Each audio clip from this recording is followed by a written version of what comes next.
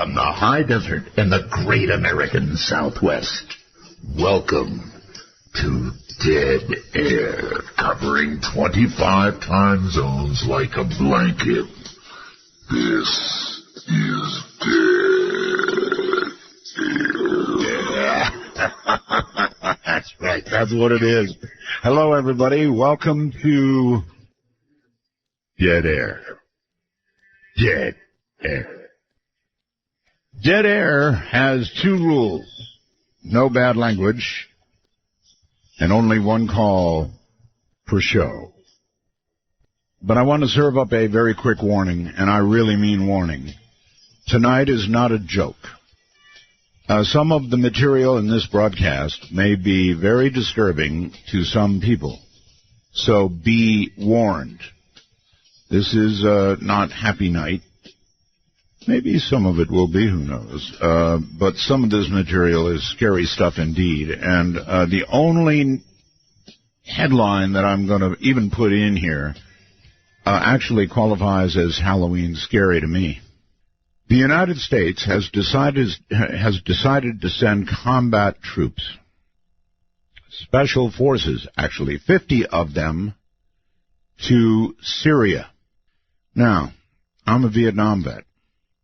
I know about mission creep. Trust me, I know about mission creep. Lots of the rest of you vets out there know about mission creep, too. So, this is the beginning of the war with ISIS.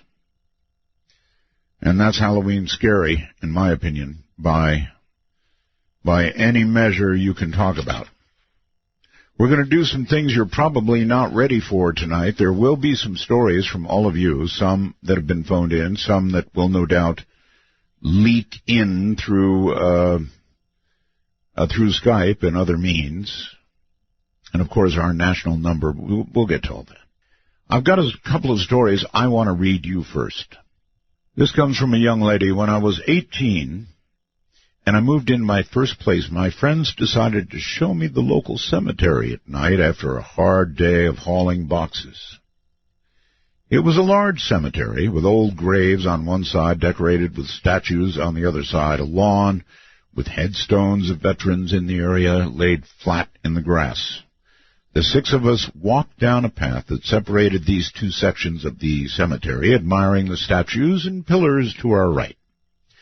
We arrived at a low stone wall around a family plot and decided to get a closer look, wondering aloud if it was really a good idea to visit a cemetery in such a creepy old cemetery at night. As one of my friends began reading the name and the dates on the headstones, another friend said, "I think there's someone over there." So we all turned to look, thinking we were about to be ushered out for trespassing. Well, I looked where my friend was pointing, and beyond the graves of the hundreds of veterans who were buried there, we saw a dim light about 100 yards away. In hushed silence, we watched as it moved closer. Soon, we realized this was not the authorities with a dim flashlight. As it moved diagonally across the veteran graves, we could see it was a gray, human-shaped figure. We began asking each other, "Do you see that?" About 50 yards out now, I could see a solid gray figure of a monk. Hood drawn over his head, rope tied around his waist, hands folded into his sleeves as he floated on his course toward us. The closer this figure came to us, the more details that could be made out in the dark, as the monk appeared to give off a light of his own. I could see the shadow of a face under the hood, his knees bending under his robe with each step he took across the grass. Even the ends of the rope around his waist were swaying as he walked. I stared in disbelief, wondering what my eyes were truly seeing. I asked my friends to each point to it, to track its movement, to prove we were all seeing it. They did, but they were growing more frightened by the moment. The monk, now about 20 feet away only, full-bodied, 7-foot-tall apparition, was going to cross in front of where we stood as he did not appear to be changing the direction he was going. My friends all ran back to the car, screaming for me to join them. I stood, amazed, breath held, blood cold, and watched him slowly walk past me. He must have been 5 feet away, close enough to just walk up and touch. The details of his appearance I will never forget. He looked exactly like a Franciscan monk, but light gray and dimly glowing. My friends screaming for me in the distance, I watched him disappear into the rear wall of the brick caretaker house. This happened at the Greenlee Road Cemetery in Sonora, California, in the summer of 1994. That's from Heather. And then I got this one, and you should prepare yourself for this. When I was a young girl, and I was wild and crazy, up to things I never should have been, with little driving experience, not much sense, a little alcohol, a few of my friends set off for a joyride with me behind the wheel. Well, as the morning came, I dropped them off, and I was headed toward home, planning on dropping off the car somewhere close to it. I somehow ended up on a very busy street during a morning rush hour. My adrenaline, the alcohol, and a car I could barely drive, I hit an old woman who came out in front of a bus. So I stopped the car. The world spun as I saw her on the ground. I rushed over, and crying, I held her. I had no idea what to do. I kept telling her to breathe, and that I was sorry. I could see people calling for help. I draped my jacket around her, and she died right before me, looking into my eyes. To this day, I've never forgiven myself for this. It's why I must write this to you. I cannot speak because I might break down. It was the most traumatic event of my life. I was charged, sentenced, and did my time. Many years later, I found myself living alone with a large black dog in an old house. I vowed I'd never do any of those irresponsible things I had done, so I kept to myself. I had often felt very alone, very afraid of the outside world, would sit and work on music or listen to you, meaning me on the radio. I would often have breakdowns of sadness and grief in my heart for what I had done, and I often felt like I didn't deserve to be living. One night I was feeling as such.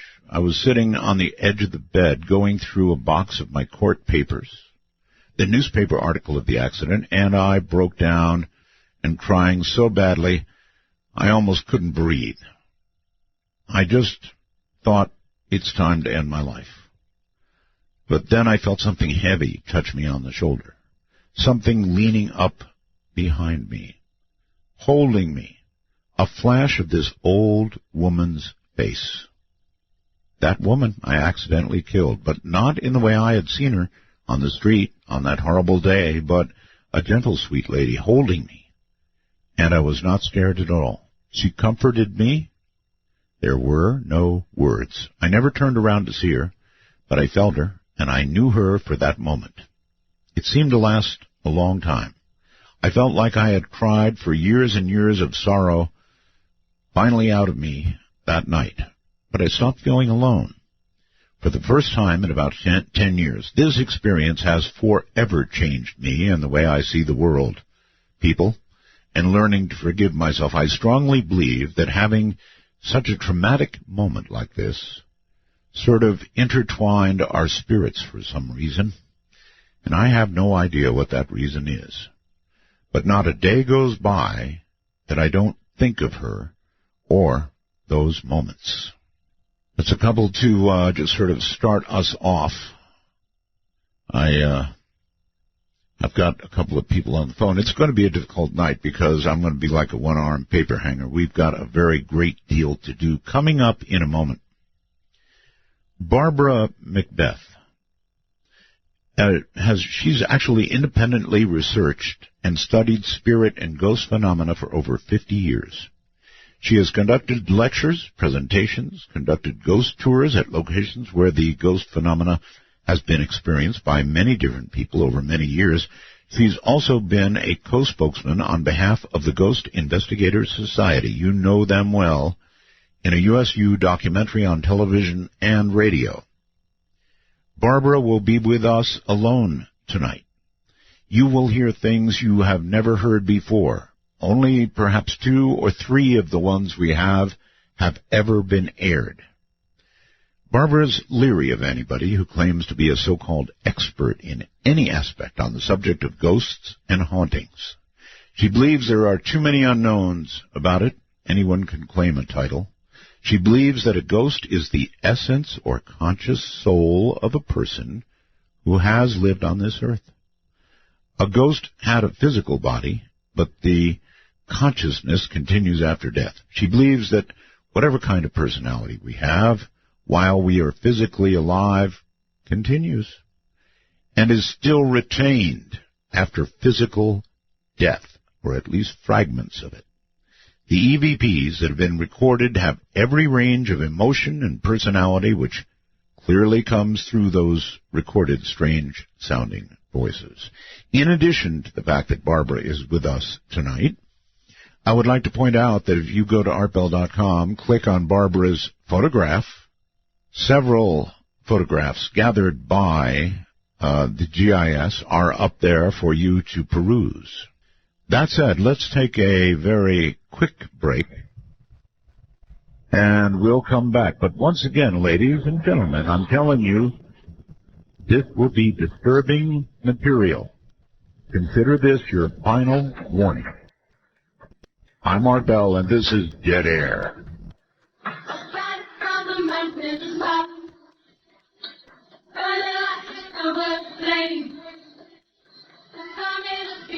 In each sip and in each sup.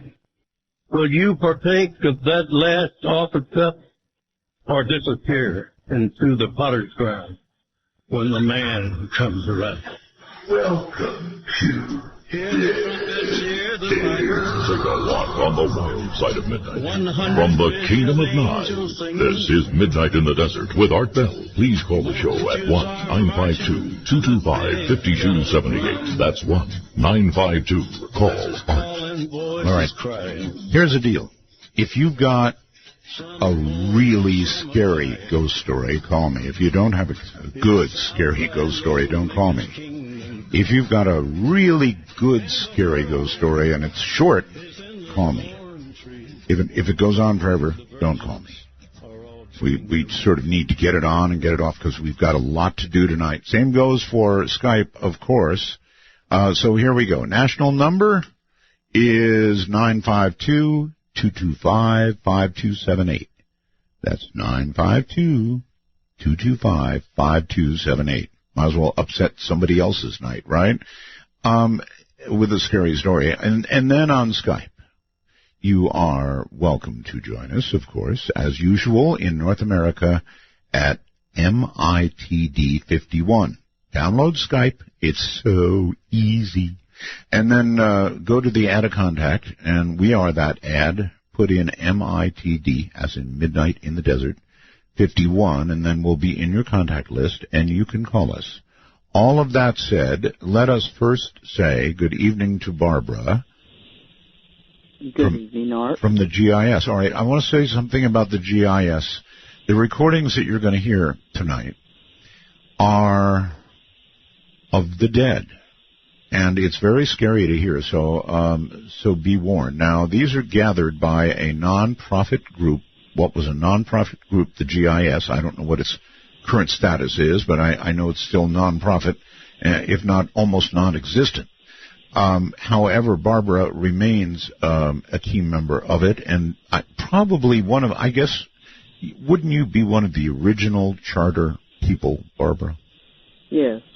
Yes, me and Roger, and Brendan and Jenny, and we adopted Barry along the way, probably into it about 2-3 years. Okay. No matter what we ever do, we're not going to get a good phone connection. It's not bad, Barb, but here's what I'll ask. Stay right up on the phone, okay? You got it. Right into the phone. That'll really help us. All right. Okay. So these are recorded at various locations, ranging from what to what, Barb? Well, we have done cemeteries, prisons, homes, businesses. Everything. Everything. Okay. What I want to do is try one very quickly and see if we're in business and everything's working as it should. So tell me quickly about number one. This first one was recorded in Deer Lodge Prison in Montana. It was recorded by Barry. You'll hear a steel door creaking, and the EVP will say, "Help, I'm in here," and you'll hear Barry ask, "Anybody in here?" Huh.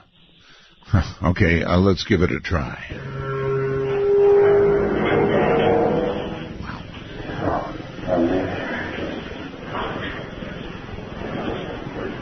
Anybody in here?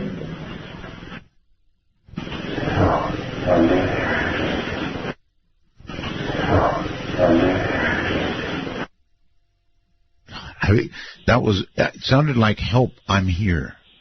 Is that what it was? We hear, "Help, I'm in here." Help, I'm in here. Yeah, help, I'm in here. Sure enough. I hate to do this because, but I have no choice. Again.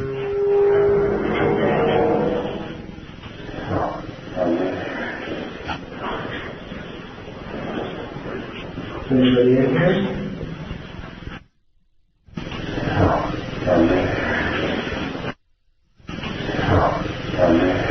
Oh, God, no question about it. So, I mean, what's the theory, Barb? Do you think that this man might have died in jail? I believe if he did not die in that prison, that's where he returned after he died. Really? I believe his spirit is still in that prison. That's creepy. It's a horrible thought, is right. In other words, you do your time, and you do your time. Maybe he didn't do enough time, or he passed too quickly, so cosmically up there they made him continue to do time, huh? That might be just where he lived most of his life. That might be all he knew. Okay. I can't imagine prison being a very happy place in the first place. So it seems like, to me, this is my own theory, but I think that people return to locations that they haunt that they were connected to in life. All right. Well, we have a richness, many of these not played ever on the air before from the GIS. So let's quickly move on to the next one. You do the setup. This one was pretty interesting. We had been told at the Deer Lodge that there had been a riot, prison riot in the prison. It was approximately about 1959, and the warden had been killed. And there was two of the prisoners that was up in this prison tower, and the police, sheriffs, and people that were trying to get this riot under control fired a grenade up into this tower where these two prisoners were that were hiding out, that were holding out. And while we were investigating this prison, you're going to hear Barry and Brendan. They were underneath one of these massive towers of the prison, and you'll hear Brendan remark, "You got to think right here is where they brought those two bodies down from up there," pointing, he pointed up to the tower. And directly after that, you'll hear this EVP say, "My 11th year." My 11th year, really? Okay. You got to think right here is where they brought those two bodies down from up there. My 11th year. My 11th year. My 11th year. Wow. That was very, very clear. Very clear. And people should understand that generally that is an exception. What you're hearing in these clear EVPs is an exception to what you normally get. It's usually much harder to hear. Is that correct? Yes, it is. And sometimes they're so whispery. We recorded so many that we are not able to use on a radio show just because of how low and soft they are. Right. So what we're going through tonight is from years past, cream of the crop, most of them never heard on the radio, I would say, huh? Yeah, I believe so. Most of these have not been heard. Okay, let's go one more very quickly. This was also done in the prison, and this was recorded by Brendan. Him and Barry had entered into this main room of the maximum security building. And in this clip, you're going to hear Brendan say, "I'm going to go see if the cell door is open," and go see if the cell door is open. He repeated himself. And right. As Brendan is walking to the cell, this EVP says, "Let me out of here." And we argue on what it says. It either says, "Get me out of here," or "Let me out of here." Let's let everybody decide. Here we go. I'm going to go see if the cell door is open. Yeah. Let's see if the cell door is open.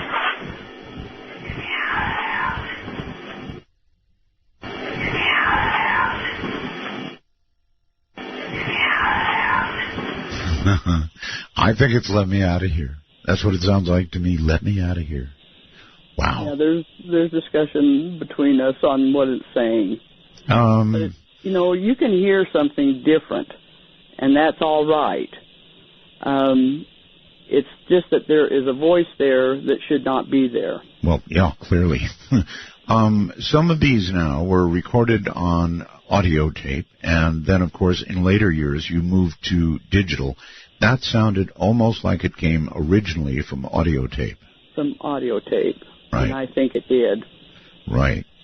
Okay, so... At the time it did. Yep. So I know how careful you all are not to have anybody else around. You're the most careful organization I know when you record these, sometimes leaving recorders running for hours and hours and hours, right? Yes. And then you get more hours and hours and hours to sift through them and look for anything, because at the time you're doing the recording, you don't know what you're getting. That's right, because you don't hear them at the time usually. I mean, there's been occasions where we have heard the voice and it just kind of throws you off. You're not expecting to audibly hear it. Right. And so when, if you spend 3 hours on an investigation, you are using another 3 hours just to listen to your audio tapes, another 3 hours to go through your videotapes. So there's a lot of time involved. I get it. All right, very quickly, before the bottom of the hour here, there are some pictures, Barb. If they go to artbell.com and click on your picture tonight, it will lead them to other pictures as they scroll down. What kind of stuff are we seeing? Well, we call it Super Ecto. We were in an amusement park that's located in Utah, and we were in a pioneer village where they've brought in old buildings and old houses and stables, and there's no rides or amusement rides in this area. And Roger took a picture of a buggy and stable, and that was it was at nighttime, and we call it a supercharged ecto. We don't know what else to call it. Okay. On that first one. The other one is ecto. It kind of looks like a face. You can see eyes, nose, mouth, shoulder. You mean ectoplasm? Yes. Uh-huh. Yeah. Ectoplasm. Okay. And so it's an actual spirit we're seeing there. That's what I believe, that something's starting to materialize and form. And then the next one, the next one freaks me out. What's that? We were doing an investigation in an old building. It used to be an opera house, and that's now a restaurant. We were down. We had gone down into the basement under the floor. You can see how the floor actually slopes down, like how the theater's floors go down to the stage. Sure. But we were coming up, and Roger took a picture in the kitchen, And what you should see there is actually the stoves and the refrigerators and things in that restaurant kitchen. And there's these three figures. Roger calls them my three sons, but there's three figures there that shouldn't be there. All right. I'm not wild about it, but what a photograph. All right. Hold on, Barb. We're at a break. You've got a good long break. My caller's on the line. Everybody hold tight and be patient. We'll get this out as we can tonight. It's Dead Air. I'm Art Bell.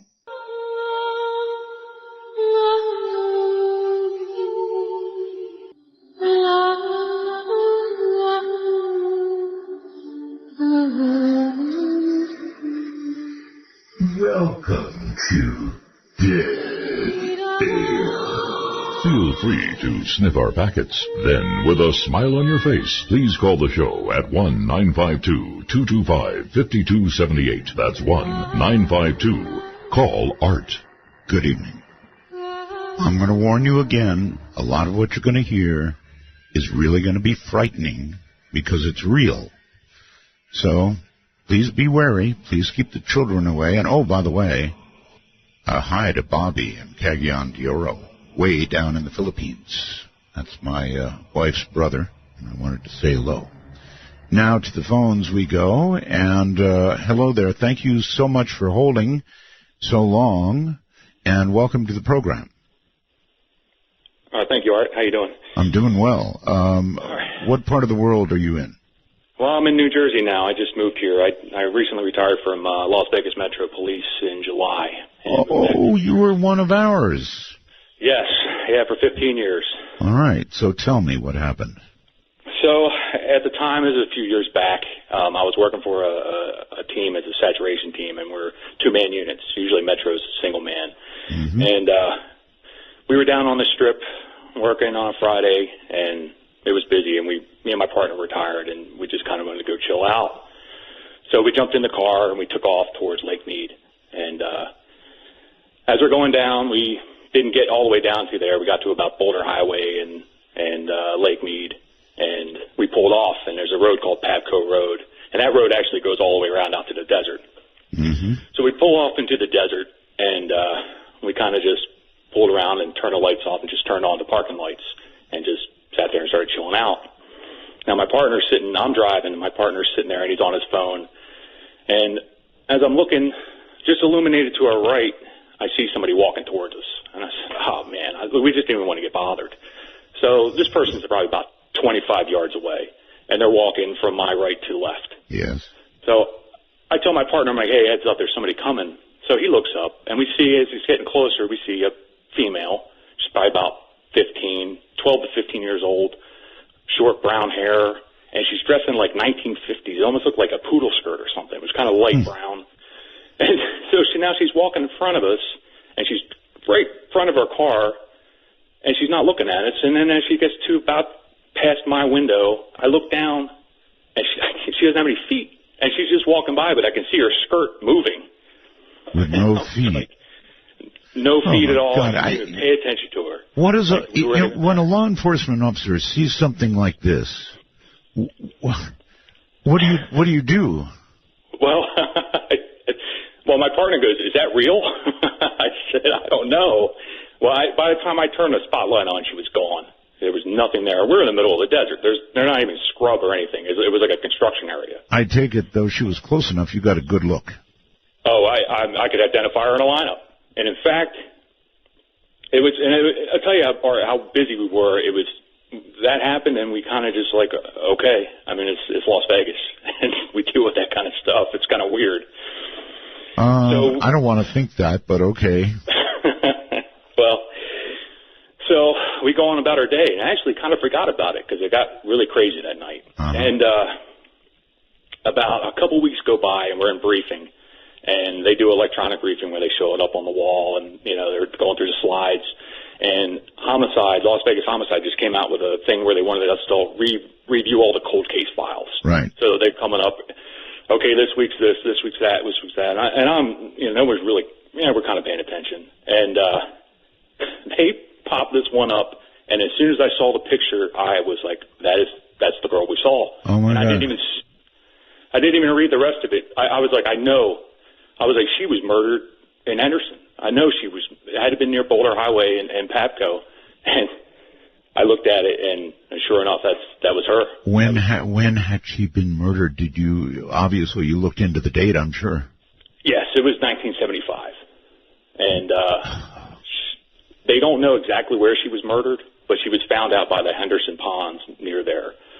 And I guess she was last seen walking down Boulder Highway. Well, you know, they do say that, you know, people who go in that violent way tend to be stuck here somehow or another. That, man, that's some story, brother. It was, and my partner happened to be off that night, and I texted him the picture of that girl, and he freaked out. Oh, my God. Do you still keep in touch with your partner then? Yeah, in fact, he was just texting me, and I told him to listen. He's still active duty out there, so hopefully he won't have to go through a psychological eval after this, because they're going to figure out who this is. I'm sure they will. I so appreciate your coming on with that story, and I can understand why you'd be hesitant to tell it, and you would never tell it on active duty. No, never. Wouldn't want to make out that report. No, never. I thank you, my friend. All right. Take care. Take care. Let's take one more quickly. Hello there. You are on Dead Air. Good evening, or it's Ed from New Jersey. How you doing? Hi, Ed. New Jersey, back to the East Coast again. All right. Good to be talking to you again, sir. Okay.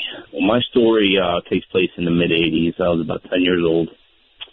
I was at a buddy's house after school. His father was doing some yard work and digging pretty deep for what he was doing.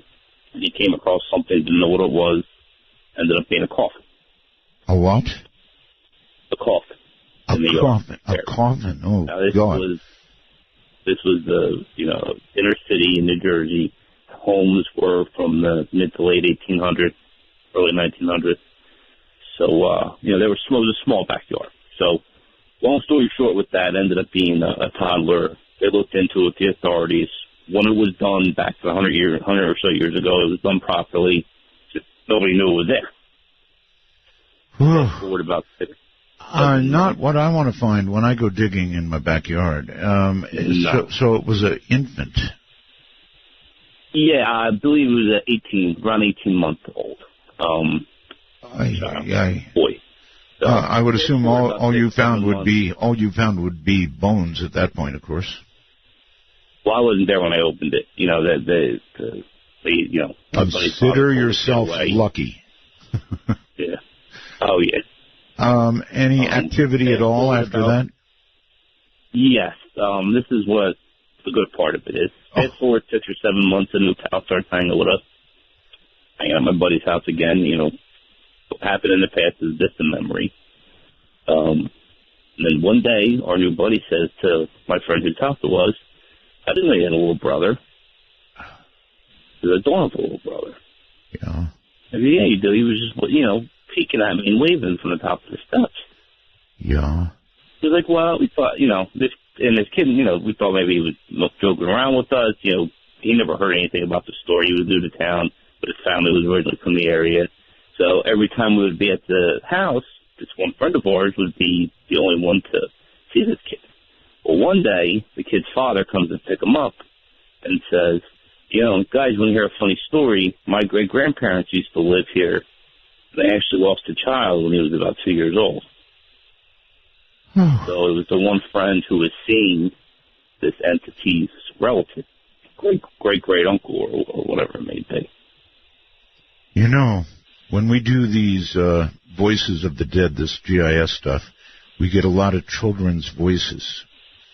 Extremely disturbing. I really thank you for the story. That's, I don't know what to think about that, but it's a great ghost story. Thank you. Thank you, sir. Take care. Let's go back to Barbara. Hey, Barbara. Those were great. Those Wonderful were stories. Pretty good stories, huh? Yes.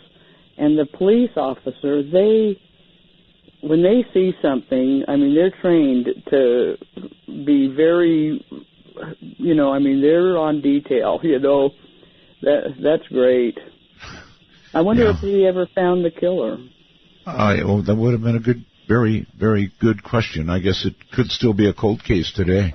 All right, let's move on. Number 4. All right, this next one, we were investigating Gold Hill Hotel up around Virginia City, Nevada. And you're going to hear me say, like I usually do, I began asking if anyone was present. And you'll hear me say, is there someone here? Will you make your presence known to us? And you'll hear a young child, I think it sounds like a young boy, saying, help me. Help me. All right, here it comes. Is there someone here? Will you make your presence known to us?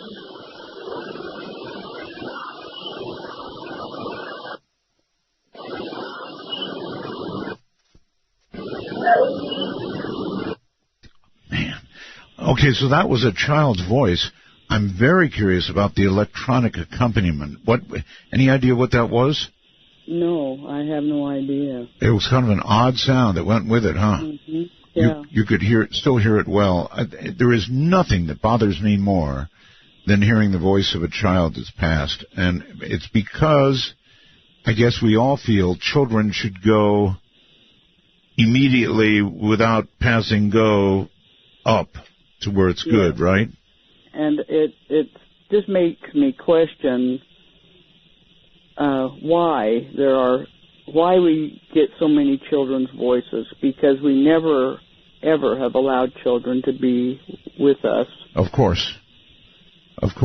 All right, let's do another one. We've got so many, so... This one, you will hear Barry talking to Roger, and Barry is kind of harassing Roger, and they're talking about some movie. We can't even remember what movie he was talking about, but he says, I think you've seen that movie at the LDS temple, that he said to Roger. And you'll hear Roger say, they do have some good shows, though, and then a man's voice says, kill them both. Kill them both? Okay, here we go. I think you've seen that movie at the LDS temple. They do have some good shows there.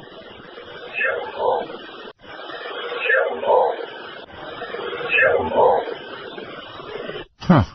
I'm not sure what that noise is. I don't know either. Well, let's actually close things up and try it again. That was, I believe, number 5, right? Yes. So let's see what number 5 does now. That's still there. I think you've seen that movie at the LDS temple. They do have some good shows there.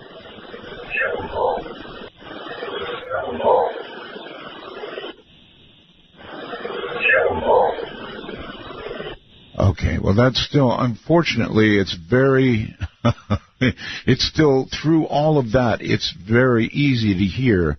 I'm wondering, just let me go back very quickly and play number 1 to see if it has that noise on it. Now, you see, that's as it should be, the cell door opening. That is exactly as it should be. So we'll see if we keep getting that noise. I certainly hope not. Perhaps we'll move out of it, but because without it, it would be a lot clearer. Yeah. Kill them both. Kill them both, please.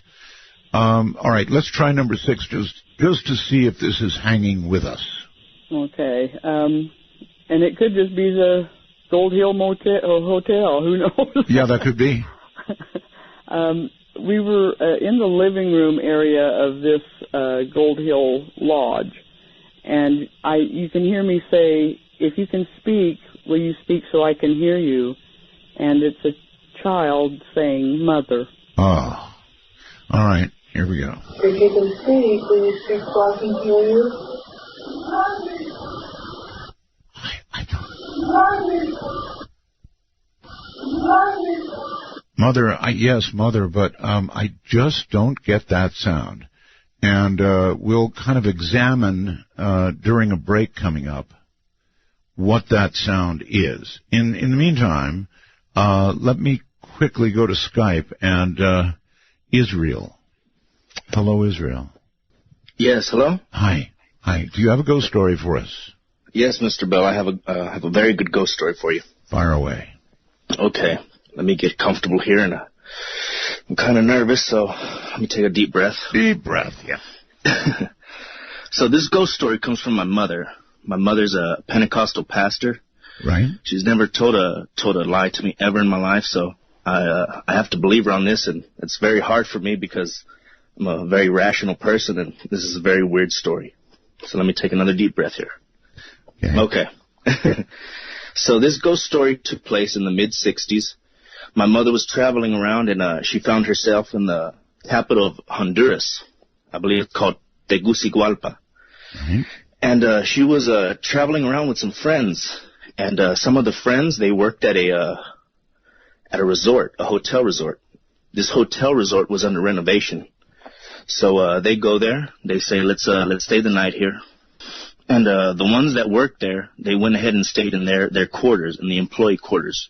That was downstairs on the first floor, in the kitchen area, next to a jukebox.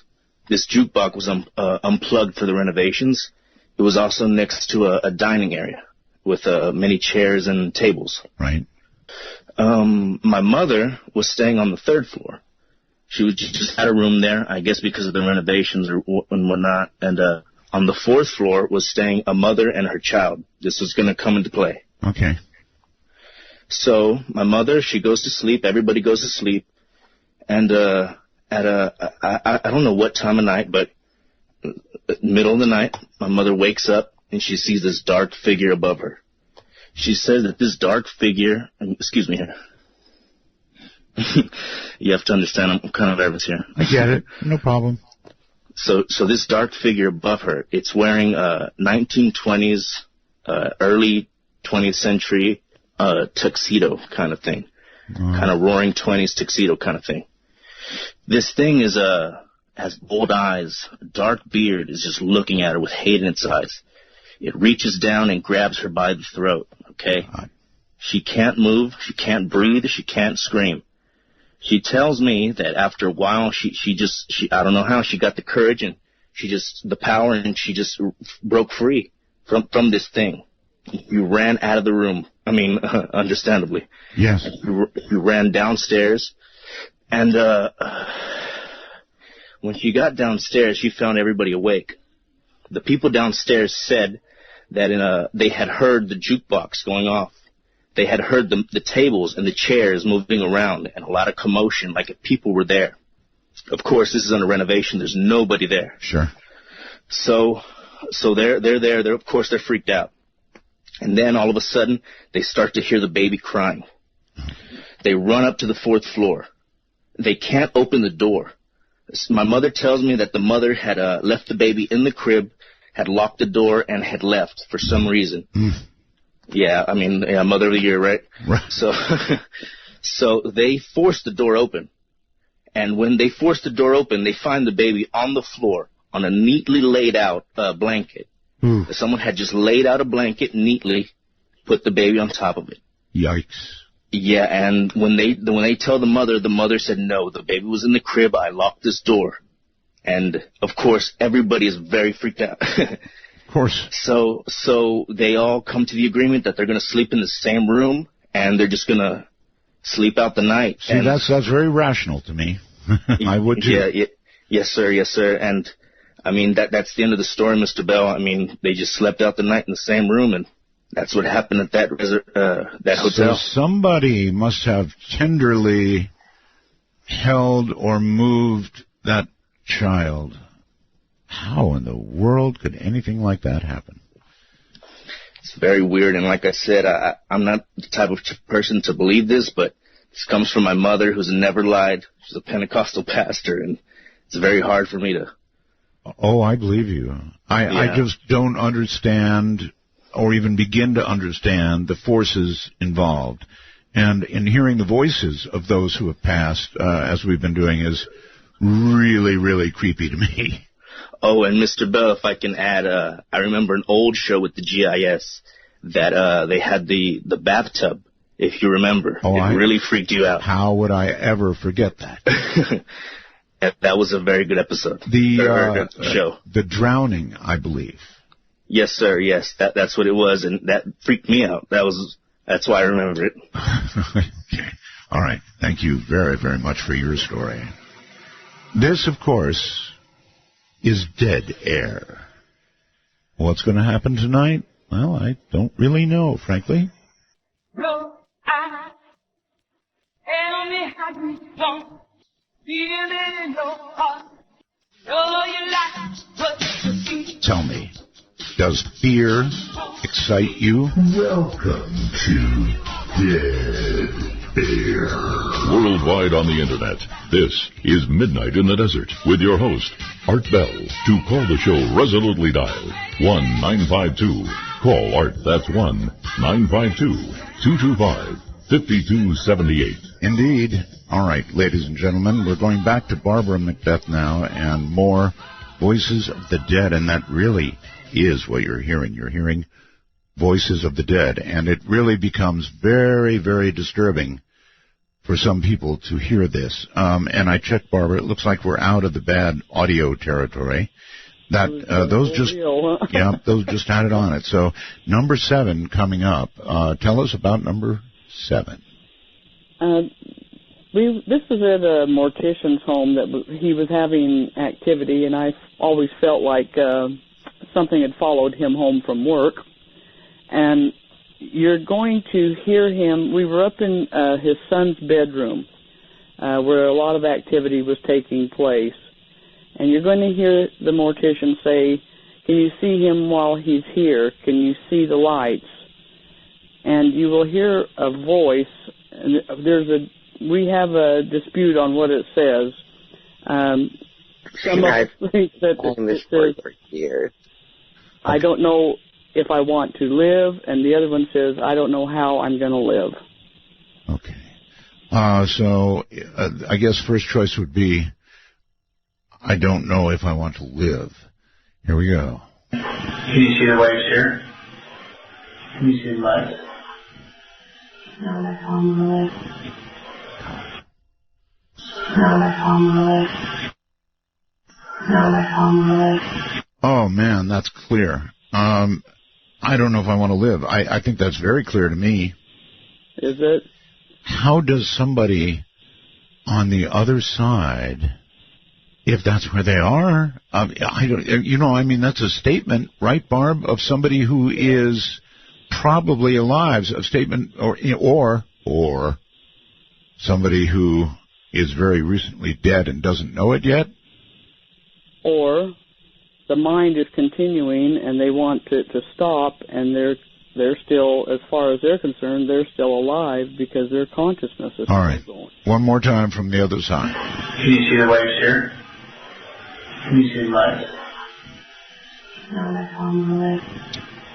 No, I can't live. No, I can't live. Totally creepy, Barbara. I don't know if I want to live.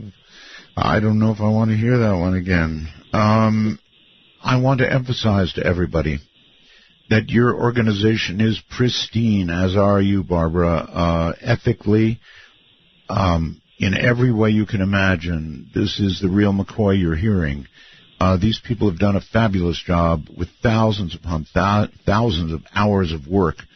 Think what you will of what you're hearing, but there's nobody around making these sounds. There's no fakery about what you hear going on. Number 8. On this one, this was recorded at Indian school where they would take children, American Indian children, off the reservations and bring them to this school, and this is where they would live also. And we were there at this location. There is no other voice that you'll hear. It's just the EVP. And it sounds like it says, I don't want to come. I don't want to come back. Okay, I don't want to come, or I don't want to come back. Listen carefully, everybody.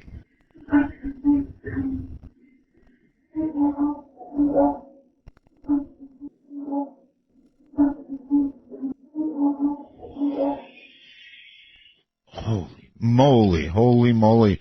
Barbara, so obviously a lot of hum in that one, but also obviously very easy to hear, I don't want to come back. That's exactly what I hear. Now, maybe that is suggestion, maybe not, but it sounded extremely clear to me. The hum was the only problem with it. Very sad. Very sad. Yeah. I don't want to come back. I don't want to come. I don't want to come back, which could mean, I don't know. Do you, after you get these, Barb, particularly these disturbing ones, do you try and analyze what they might have meant? Well, it could mean so many things. To me, the Indian school wasn't a very happy place for those Indian children to be. They weren't allowed to speak their native tongue. They had to speak English. They couldn't practice even their religion at this location. So it was a very sad place. Okay.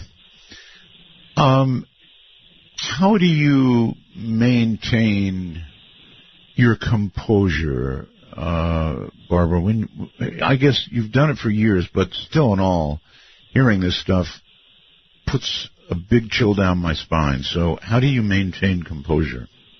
Well, it's something that I have never been afraid of this. Just my upbringing, I'm very used to this kind of thing. The thing that's different is the technology that is allowing me to be able to hear the things that I'm able to record. Sure. Okay, let's go on. Let's go on. Number 9. This one is Brendan.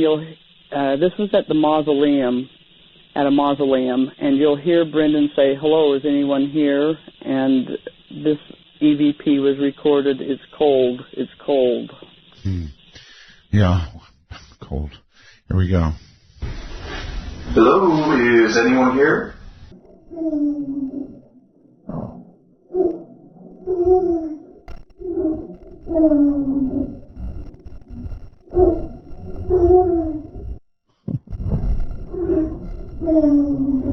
Oh, brother. That is too clear. That's either a child, I'm guessing, or a very young, I think young child, maybe 12? That's what I think. I think it's a young child. So, what do we conclude, Barbara, I ask you for the 10 millionth time, from hearing these children talk from the other side? It just doesn't make sense, Barb.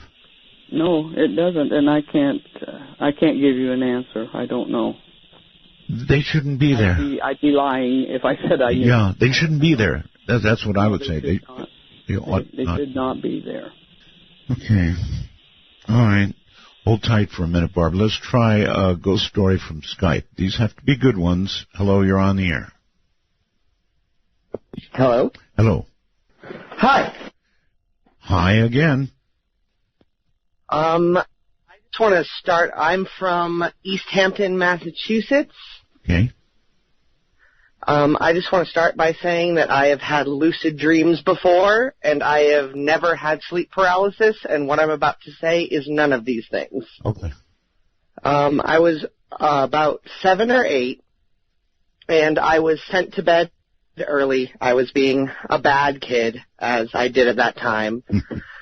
And I was sent to my room, so it took a while to get to sleep. But when I did, around 9:30, I was woken up by a woman screaming.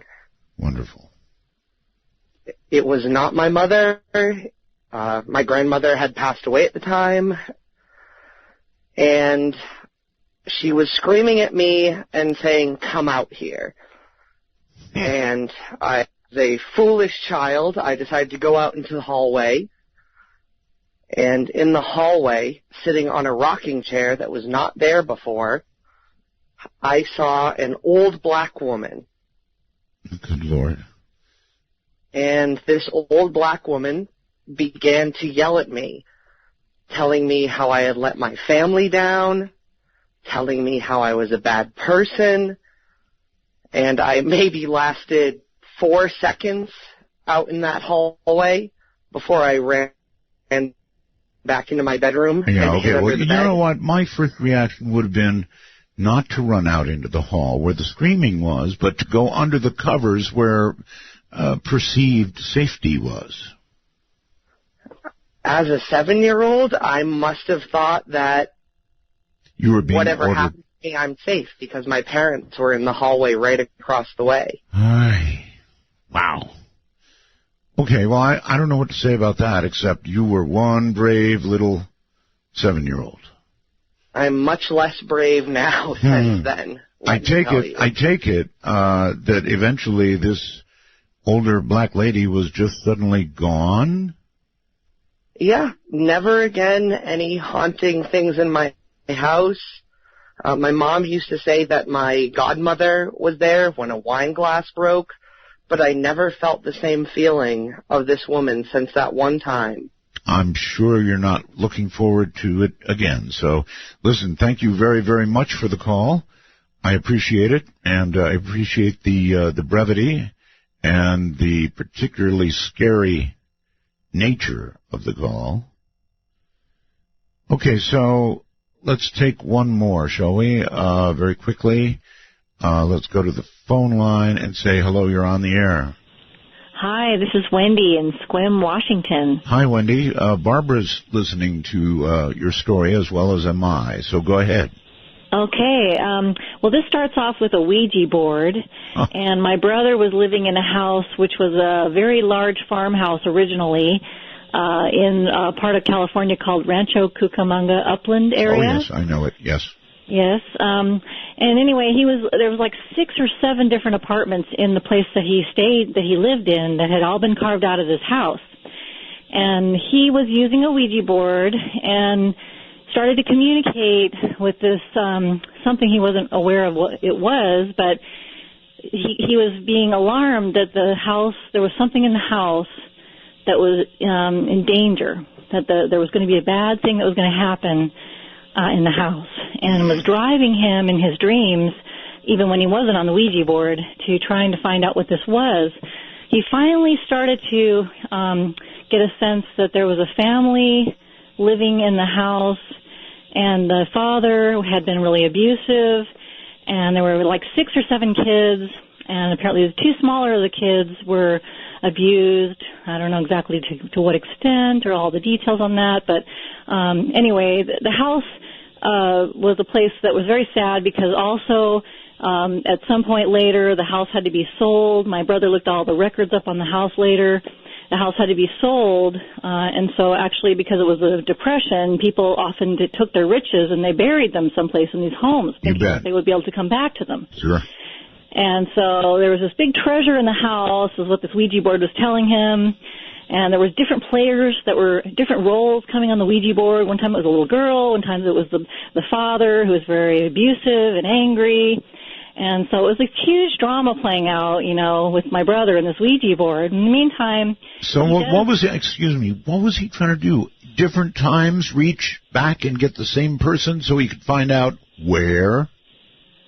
Yeah, he was really sucked into the story. He was curious. He felt, the other thing was he always appreciated something older, the heritage part of life. Yes.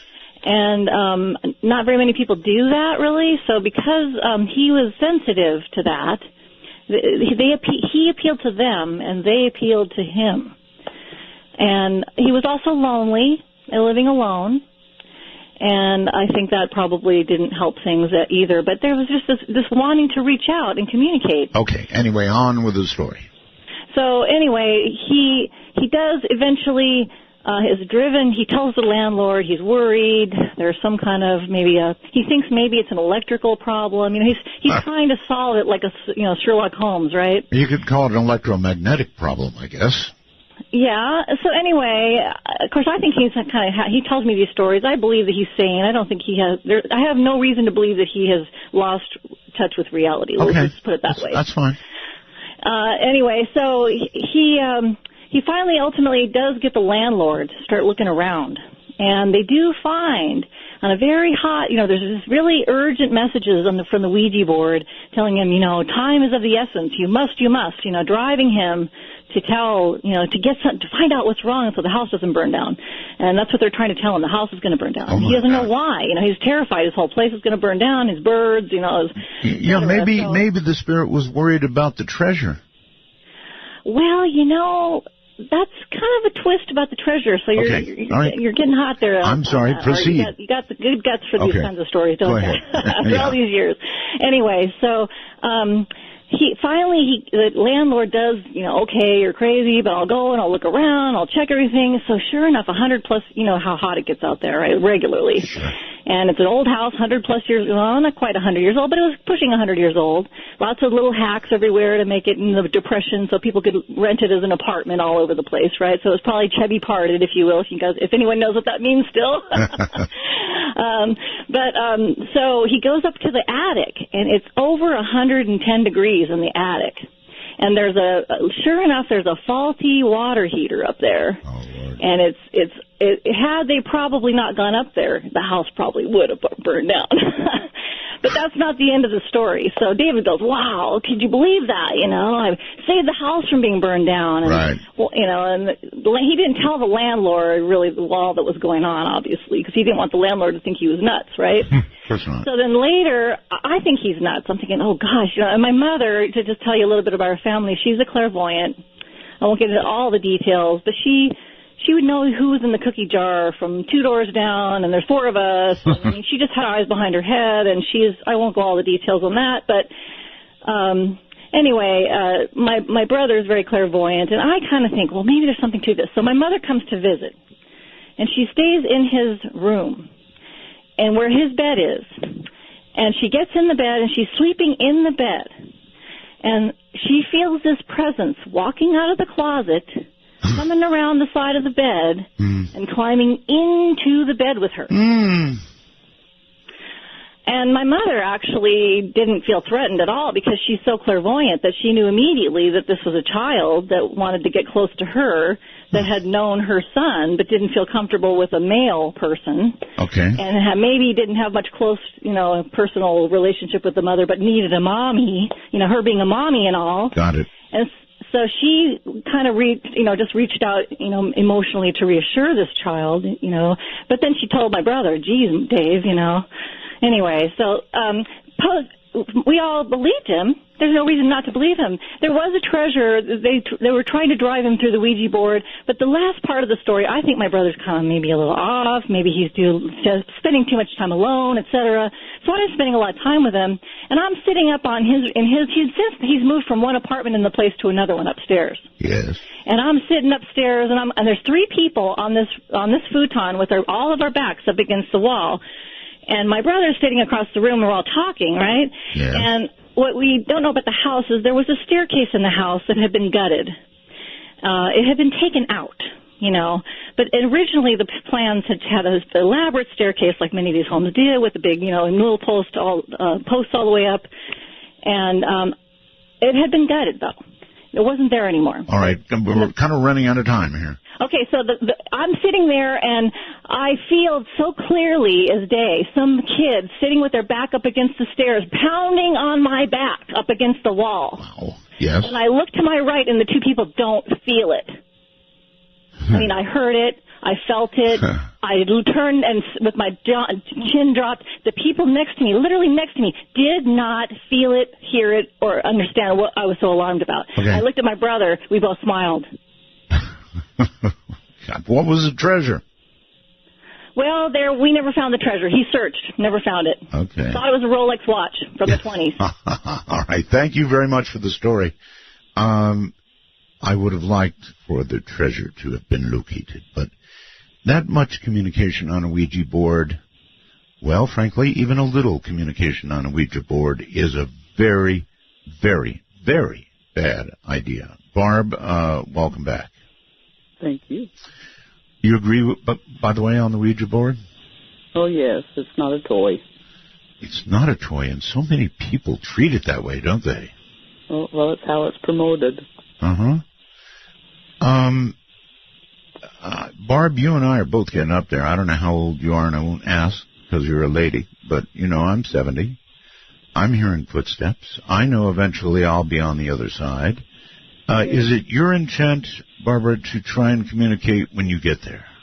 Yes, I have every intention of doing my best to let people know that I am still around. I've always told my brother, if you feel somebody tap you on the shoulder and you turn around and nobody's there, it's me.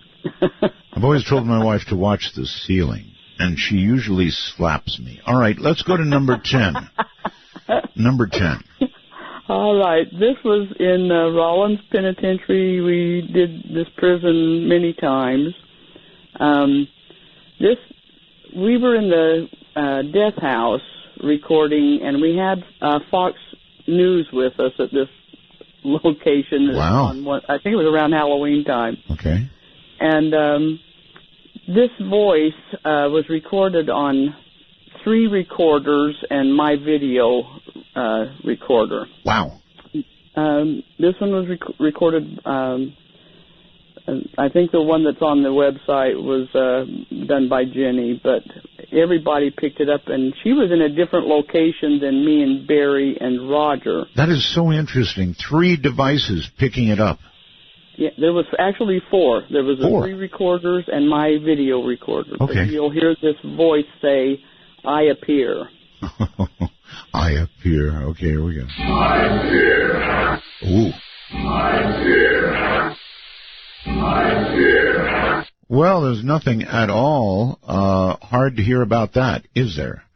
I appear. And I guess the next thing, let me hear that again. I appear. I appear. I appear. You know, if you could have heard that in real time, I think I would have run. Because there would have been obviously something about to manifest itself right there. Yes, and the thing that's so unique about this voice is every recorder, no matter where it was located at that time, picked it up just as loud. It was loud. So do we theorize, because you don't hear these with your ear, right? That's correct. Majority of the time you don't. So then do we, the majority of the time, so every now and then? Every now and then it happened. Yeah, it happens, but not very often. So I wonder, do we imagine that they use electromagnetic energy to project these voices into the microphone or the device itself? I have no idea how they do it. Yeah, I understand. I don't. All right. Number 11. You're going to hear Barry and Brendan. This is still at the Rollins prison.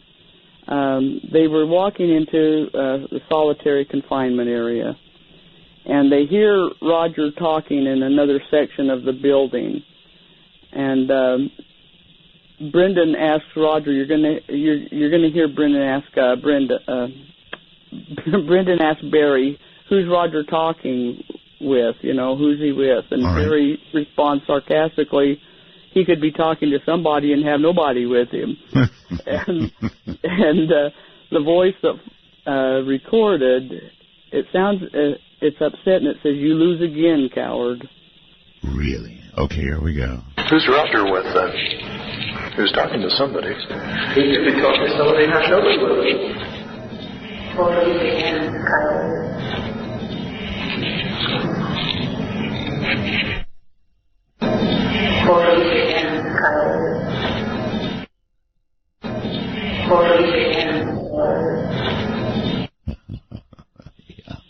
Coward.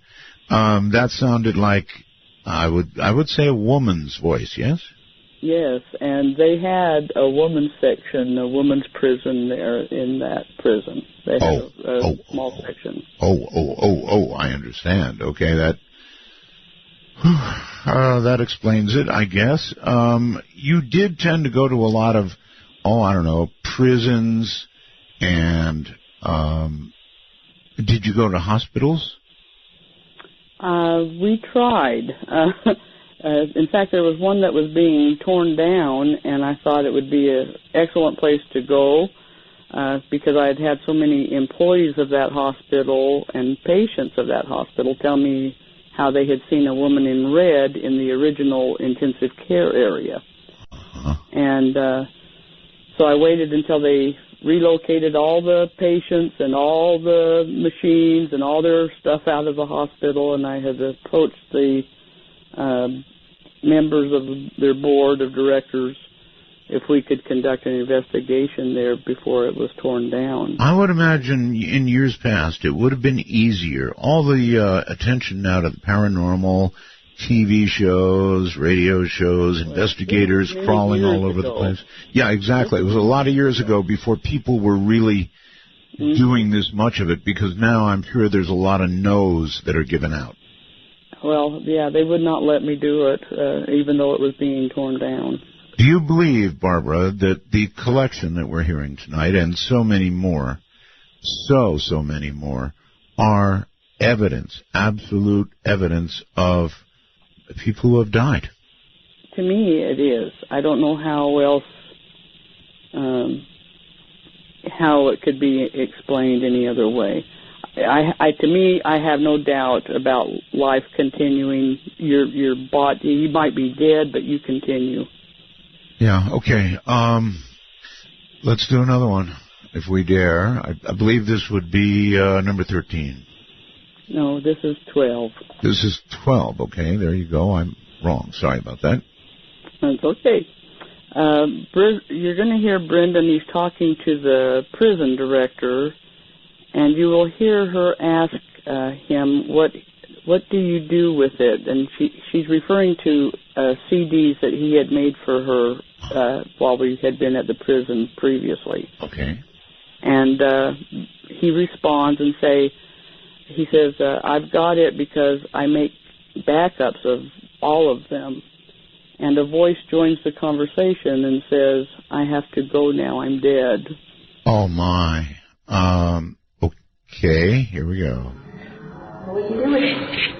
I still got it, because I make backups of all of them. I have to go now. I have to go now. I have to go now. That one is shockingly clear, I'm afraid. There may be some people who have a problem with it, but I'm not one of them. I have to go now. I'm dead. One more time. I've got to do this again. What are you doing? I still got it, because I make backups of all of them. I have to go now. I have to go now. I have to go now. That's just totally too creepy. I'm glad I didn't, and I almost skipped it. Good Lord. So I have to go now. I'm dead. I guess they get busy on the other side. Actually, even though that was horribly creepy, it would suggest that, I don't know, maybe he's headed to a gin rummy game, or I'm trying to think the best here. Or some activity that they have over on the other side. I have to go now. I'm dead. Catch you later. I don't know. I'm going to ask you in a little while if you've ever, I don't know, discerned something about what's on the other side, what awaits us. This is Dead Air. Open up our mind, and I still can hear him say, oh, talk to me. Those cats, what's going on? Welcome to Dead Air. To reach Midnight in the Desert via Skype worldwide. If on a computer, please be sure to use a headphone mic and call MITD 51. That's MITD 51. And so it continues. Good evening, everybody. I'm Art Bell, and this is Dead Air. Indeed, mid-warning, this is rough stuff. You're hearing the voices of the dead. That's right, the voices of the dead.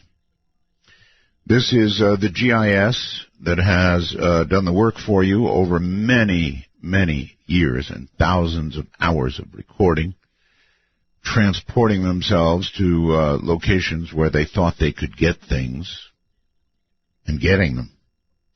And here is, once again, Barbara McBeth. Barbara, welcome back. Thank you. Let's do a couple and then a couple of ghost stories. We're sort of just jumping all over the place tonight, so I'm taking it. I hope you're keeping track with me. I would think the next one would be 13. You're right. Okay, good. Good, for once. This is a private residence, and you'll hear Brendan say, I tell you what, it is hot in this house. And he recorded this voice, and I don't know what it was referring to, but it says, she didn't put it down. She didn't put it down. All right, here we go. I tell you what, it is hot in this house. She didn't put it down. She didn't put it down. She didn't put it down. All right, I have an observation about that one right away. And that is, not only is it clear, but it's almost too clear. I mean, it's almost like, somebody was in the room actually saying that. Of course, we have no idea what it means, and I trust you implicitly, Barb, but if I didn't know better, I'd say that's, like somebody in the room. That's how clear it is, although there is a certain sound that comes with it. It's a little bit unnerving, huh? Yes, and the difference, I think, that you're hearing is Brendan used a condensed microphone, and it was recorded into his computer. Ah, okay. That would explain it, but a good one. Oh, a good one. I tell you what, it is hot in this house. She didn't put it down. She didn't put it down.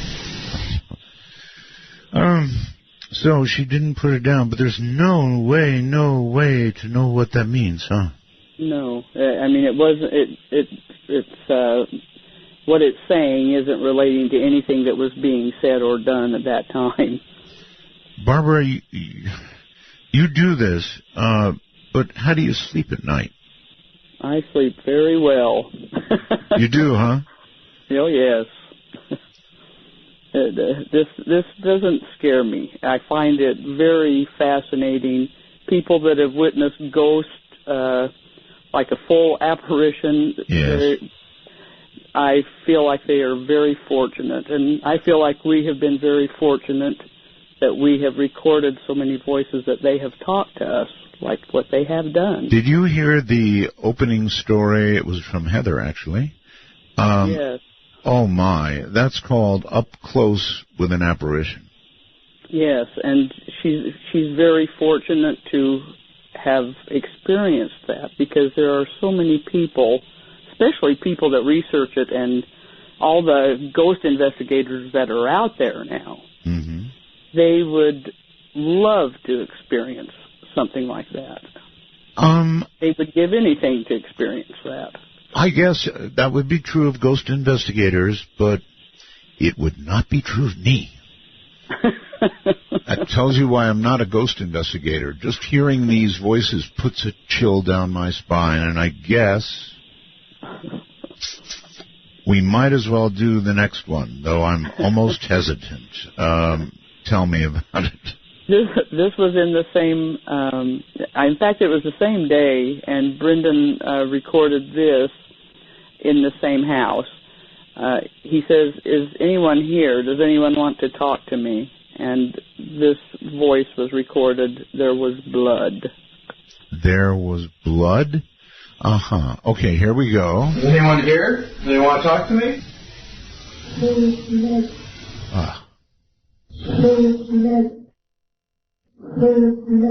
Oh, good Lord. There was blood. At least it's past tense. Now, if that voice had said there will be blood,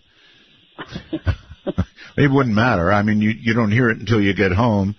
But if it had said there will be blood, then I guess I'd count myself lucky that I got home at all. Relax for just a moment, Barbara. God, that was awful. On Skype, we have Katie. Do you have a good ghost story, Katie? Yes, sir. Okay, proceed. First off, I just want to tell you I love you and your family. I pray for y'all all the time. And all the time? You got to be from the South. Yes, sir. Okay. I live on the Arkansas-Louisiana line. All right. That explains it. Yep. And I think that ghost on that EVP was saying she didn't turn the air conditioner down. That's why it was so hot in there. I'd have to listen back for it, but God, it's creepy listening to those voices. Anyway, go ahead. Okay. So one night I had went to sleep, and I had this horrible dream that this demon thing was at the end of my bed grabbing my feet, trying to pull me off the bed. Yes. And I woke up. Just a dream, though, right? Yes, it started out as a dream. Oh. And I woke up, and I sat up, and I was like, oh, goodness. And I felt something on my feet, and I was like, I happened to look down there, and it was actually really there grabbing my feet, and I felt it trying to pull me, and I started kicking, and I was just like, leave in the name of Jesus, leave in the name of Jesus, because that's what my mama told me to always do if I ever encountered anything. Sure. It left. I was like, ooh, Jesus, that's to help me. Yes, when you looked down and you say you saw it, what did you see? Hands or, a whole, what? I saw this impish looking thing. It might have been like 4.5 feet tall. It had like scaly looking skin. Its hands had pointy nails, and it was grabbing around my ankles and on my feet. It just horrified me. I completely understand. All right, thank you so very much for that story, I think. Barb, what did you think about that? Well, that is not a ghost. Whatever she experienced there, that's not a ghost. No? You would classify that? That's a different kind of an entity. If she experienced something like that, and that's what she saw, that's a different kind of an entity. Have you, I'm afraid to even ask, but have you encountered that different kind of entity in your work? I have not what she described, but I have encountered different kinds of entities before the GIS, just in my upbringing, yes. That's scary. That's legitimately scary. All right, let's grab one more quick ghost story here from Jazz Monday in Australia. Hello there. Hi, Art. Hi. Scary night. Scary night indeed. Yes, so back in '96, my brother was suffering a deep depression, and he hardly ever came out of his room. And one day I found him unresponsive in his bed with an empty bottle of pills and a note. And the paramedics came, they worked on him for what seemed like hours, and at one stage they thought they had lost him, and then they were able to revive him and stabilise him enough to get him to the hospital. Long story short, they did get him to the hospital. He did survive. He's since turned his life around. He's no longer in a deep depression, and he's living overseas with a wife and family. So fast forward to earlier this year, and my sister and I were helping out at my parents' house, and she was putting her son to bed in one of the bedrooms. As she exited the room, she was startled because she thought she saw a solid human figure with its back towards her, who she categorically claims was my brother, because you sort of know the look of someone you've known for all your life when you see them from behind. Of course. And she sees him turn and walk into the bedroom, and she knows at that time, like, she called out to him, and I heard her actually call out to him, and like, she knew full well at the time that it couldn't have been him because he wasn't there. So he walks down the hallway, turns into the bedroom, and there is nobody there, and no way anyone could have gotten out. So Now, you and me, Art, would probably leap to some paranormal explanation, but my sister doesn't come from our world that we come from. Right. She didn't graduate from the Art Bell Paranormal Community College, and so she puts it down to sleep deprivation of a new mother. So we go down, she came downstairs to me and my mum with a puzzled look on her face. And I asked her why she called out to Marcus. And she proceeds to tell my mother and I what she just saw. And my mother's face went white as a ghost, pardon the pun. My sister then asks her what's wrong. And my mum proceeds to tell us that she never told anyone this because she didn't want to seem like she was crazy. But one day she was putting linen away in the closet and she caught something out of the side of her eyes and... long story short, she sees exactly the same thing that my sister did, and called out to him, followed him, and nobody was there. So I didn't witness this, but my mum's expression and the colour draining from her face when my sister relayed the story was just all the proof that I basically need. Now, is that a ghost? Okay, so we've got two people, Jazz, processing it in very different ways, obviously, according to their own worldview. I guess that's what we do as humans, right? Oh, definitely. And this was like 10 years apart between my sister seeing it and my mother seeing it. And I don't know what it is. Is it a loop? Is it something that's being replayed over and over? Because my brother's not dead. He was suffering a deep depression and he spent a lot of time in that room. And we always assume that hauntings are the result of like when a death is, very sudden or it's violent or, there's some kind of unrequited love or something like that. And, depression's a deep, strong emotion. Oh, yes. Was that something that was lingering, that emotion is lingering, causing that? Or he actually clinically died in his room while they were reviving him, was perhaps a part of his soul, if you believe in that.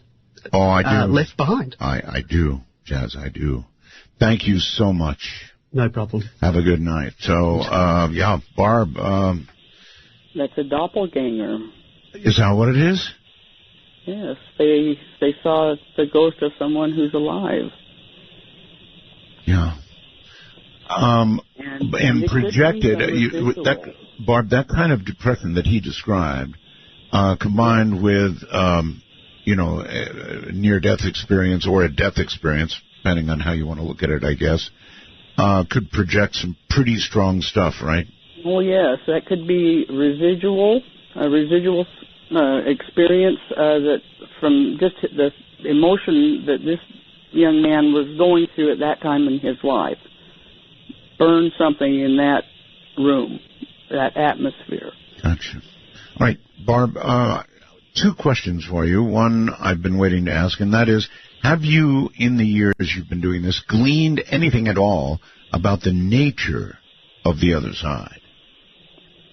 I think the nature of the other side depends a lot on that individual's mental state. I think, in fact, I kind of worry about the generation coming up. Don't we all? Yeah,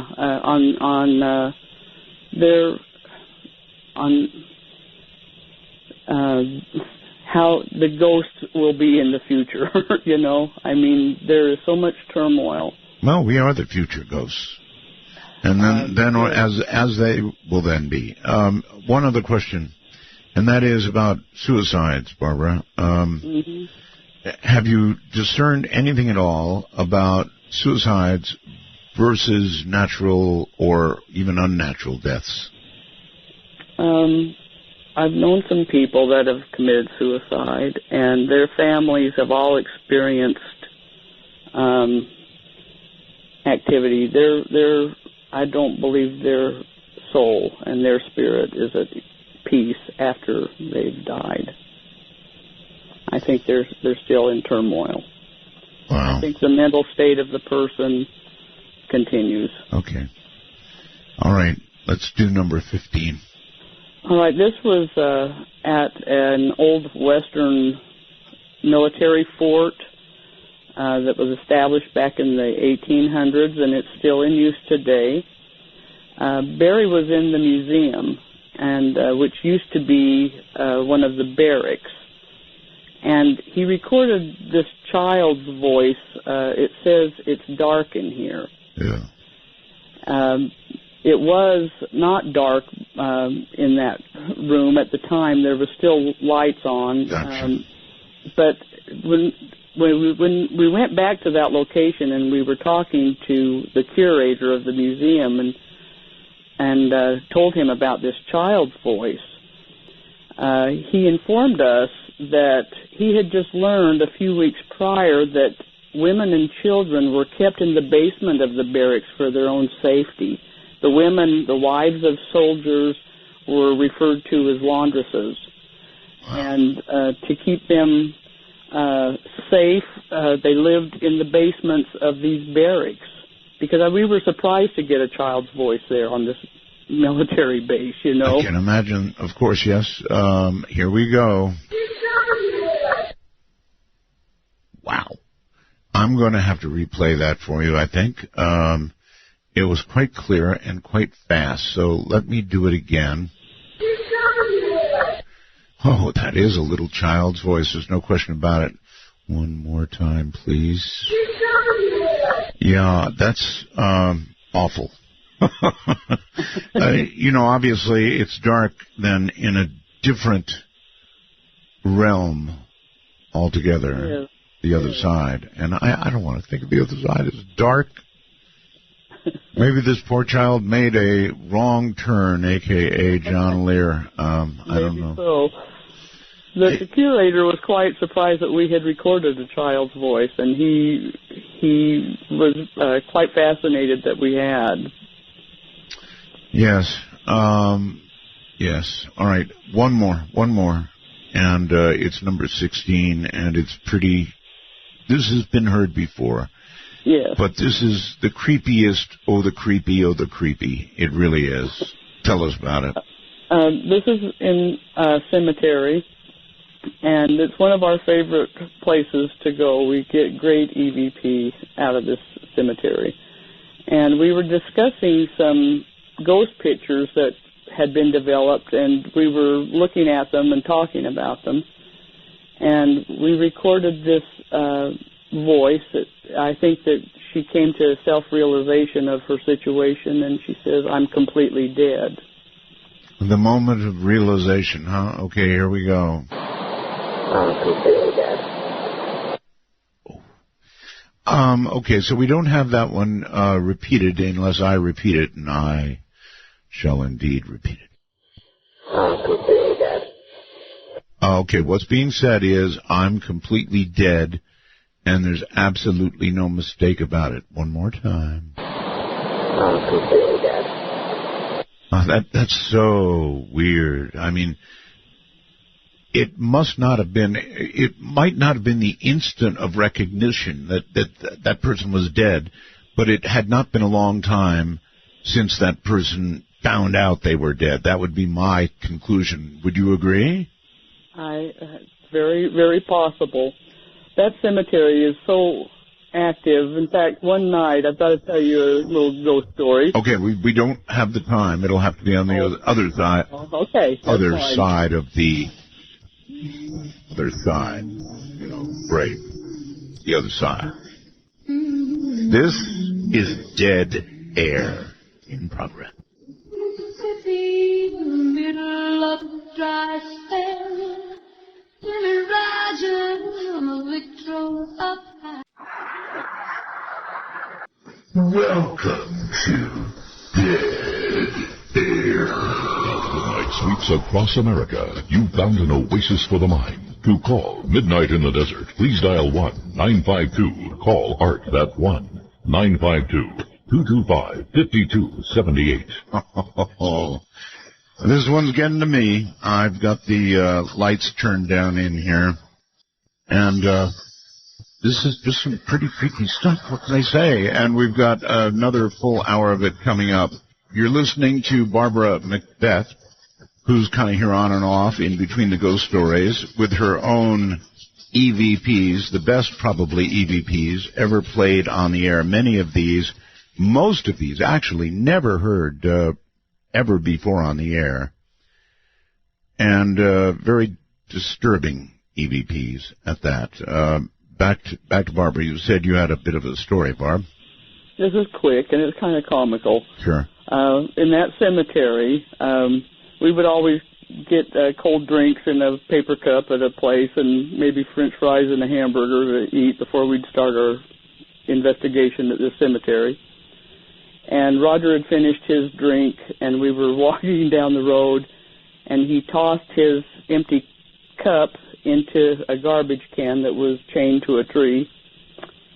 And the cup came flying back up and arched, and he could have really almost caught it if he would have tried. It went into the garbage can and came flying back out. Oh, God. I take it that kind of activity was not frequent, because you just couldn't keep doing this if it was. We've had quite a bit of activity that we've witnessed, yes.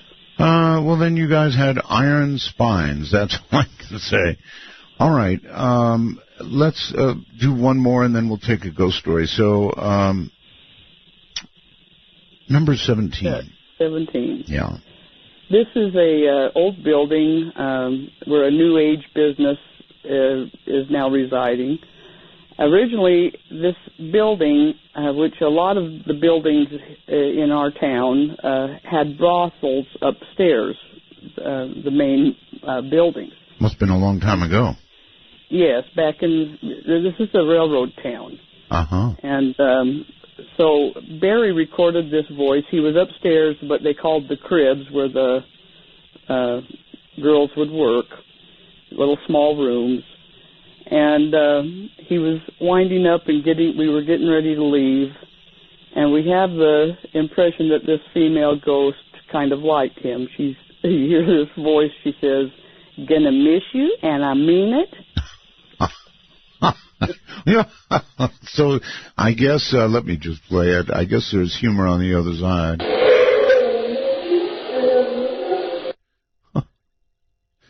Okay, that's only a single play, so I'm going to have to do it again. So you're listening to this, well, it's a young lady, all right. I'm going to miss you, and I mean it. Can everybody hear that? I'll do it one last time. It was from a brothel, and I guess he made an attachment, so to speak. Here we go.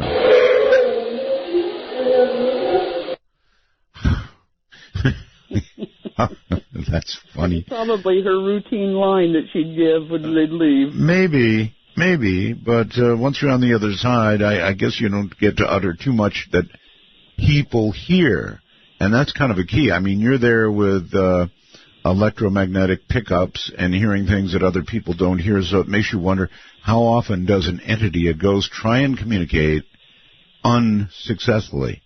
Probably most of the time. Probably most of the time. So the connection from their world to our world is, well, at best, very tenuous. All right, hold tight, Barb. Let's go to Skype and see if Daniel's got a good one for us. Hi, Daniel. Hey, Art. Hey. Hey, I'm so glad to be on because you have combined two of my favorite shows, the EVPs and the ghost stories. Gotcha. Awesome. Yeah, I know. It's pretty cool. So my ghost story starts in 2006. I went to a really small private college in North Georgia, and the ghost legends around there are really sort of famous among the students. Mm-hmm. But the one that I always heard, because I was a theater kid, is in our little black box theater was the spirit of Jesse, who was very big into the theater, always played an older role if they needed him, and was supposedly a janitor who died in a car crash. Right. And I experienced little things with Jesse, but he really got me one night when it was my first date with the woman who would become my wife. Oh. We set up a little TV to watch a movie, and I dragged a couch in, and I was one of like 3 people who had a key to this place after hours. Mm-hmm. So we watched our movie, and the thing you have to understand about this black box is in the middle, it's a wide open space for 2 floors. So when you're in the middle of it, you can see not only the hallway around you, mm-hmm. but you can see the hallway up above you with perfect clarity. So we're sitting there talking on the couch. Movie's over. It's dark except for one single light on, ironically called the ghost light. And we're sitting there, and all of a sudden we hear footsteps up above us.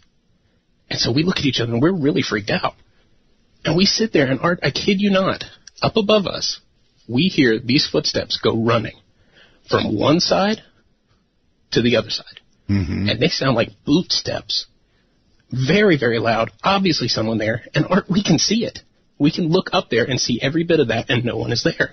Nobody is there. So as the footsteps go, there's nobody there. Yeah. Uh-huh. So they do this, and we sort of pass it off at first and go back to talking. So then it happens 2, 3 more times until, I kid you not, we're done. Mm-hmm. We are we're in 2 college kids in the middle of a dark theater, and we say, we're out of here. Screw this. I mean, we're out. I'd have been out the first time. Maybe the second time. First time, I guess you could put it off to something, but when there are footsteps going right past you that you should be seeing, something attached to them, and you don't, twice would be not nice. Oh, and it's not just footsteps, man. They are running. They are heavy boots, and they are booking it from one end to the other. I got you. And the real punchline to it is that this is maybe January. I graduated months later.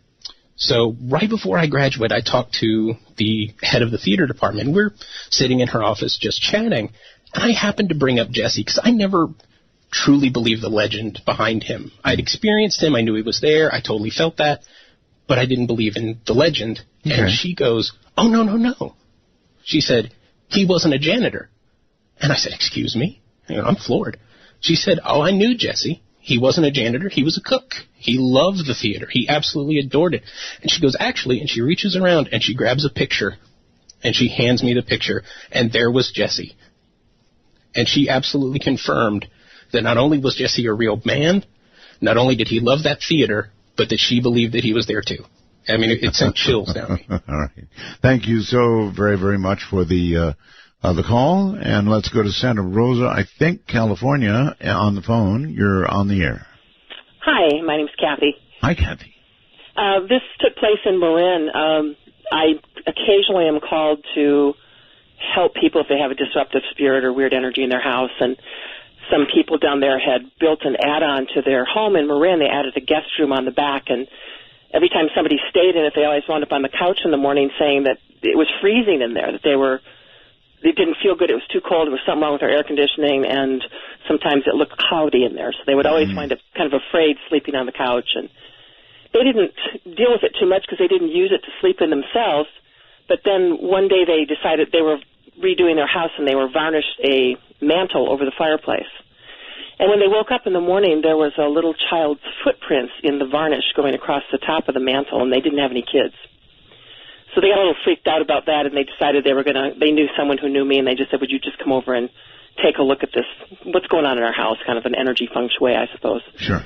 And I went there with a couple of friends, and I have some abilities to do this, so we walked into the room, we opened the door, and it was like walking into a refrigerator.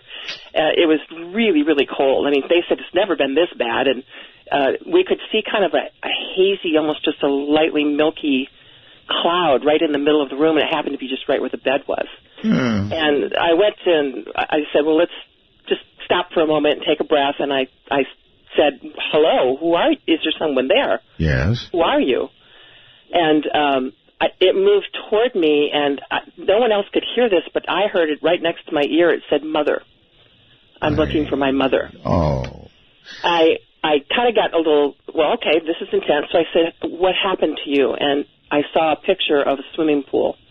And they also had mentioned to me that occasionally they found piles of little bits of water in the floor. Really? In that room.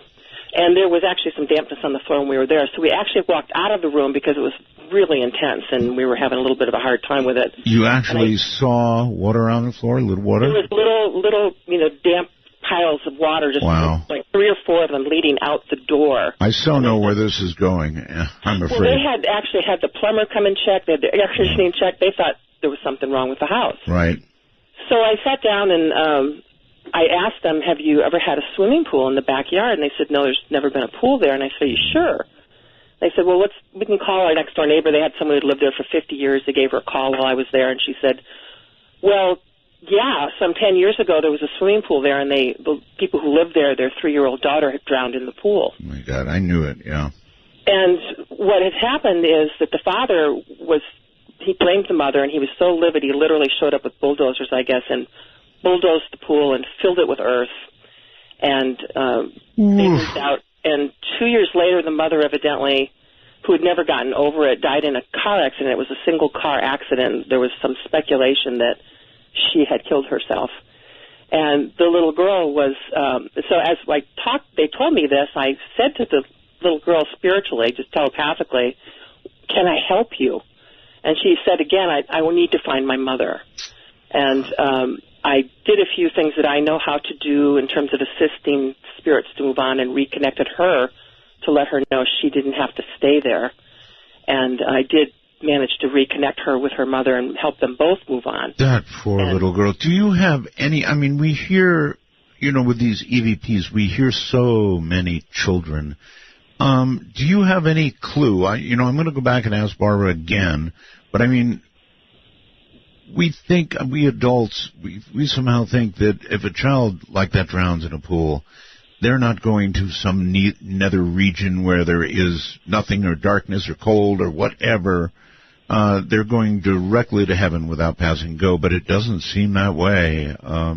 Where was that child trapped? She was trapped in the anger between her parents. They didn't let go of her, and she was actually trying to heal her mother. One of the reasons she didn't leave was because she was really in pain about the fact that her mother literally disappeared spiritually. She just went kind of in such deep depression, and the entire family was destroyed. And on some level, the little girl was still trying to find them and heal it so she could move on and finish the cycle with them. And it was a very, very painful thing. We were all very sad when we got done, but uplifted because we actually were able to assist them. And that's a whale of a story. Thank you so much. You're welcome. Take care. It's hard. This thing with kids is really hard for me. The adults, well, you can imagine all kinds of long lives lived, right? In error or sin or however you want to look at it, and they're being trapped, but not children. So there must be many things that we truly do not understand about what we call the other side. Here once again is Barbara McBeth. Hi, Barbara. Boy, that was some story, huh?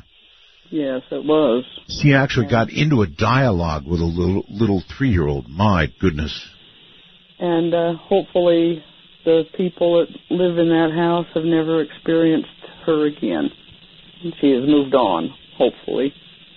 It'd be interesting to know. When I asked you about tell us something about the other side, you really can't. I do understand that. But you do believe, right, that this is some sort of, I don't know, middle area before you go on to wherever your final destination, I'm not trying to spit out movie titles here, is? Well, you're getting into theology. Yeah, a bit. I just believe that we continue on. I believe that it's a learning process, that this is just one of the lessons, life's lessons here, and we continue on. Number 18. All right, you're going to hear Brendan and Barry. We were investigating a mortuary, and Barry recorded this. And you'll hear Barry say to Brendan, I hope there's no bodies down there. Mm-hmm. And this voice tells him to talk to the dead. Talk to the dead. And there was several bodies down there. We didn't know it. There was a couple of us that went down in the basement, and there was probably about 9 bodies on slabs in this room. On slabs? Yeah. All right, here you go. Okay, that was very fast. Let me try and do it again here. Many of these earlier times were repeated. Let me try it again. Okay, Okay, that's a little hard for me to hear, so I'm going to do it one more time and see if I can hear it. There's a body down there. Yep, talk to the dead. That's what it is. Talk to the dead. That time I got it clearly. These old ears are trying. All right, so yes, there it was. Talk to the dead. And now I'm, in view of the discussion we just had, let's push on to number 19. All right, this was recorded in a cemetery, and I think we've played this one on your show before, but you're going to hear wind blowing and a baby crying throughout the whole time. It was after midnight, and there was absolutely no children around, and the EVP is not looped. This whole crying episode is just what was recorded. Okay.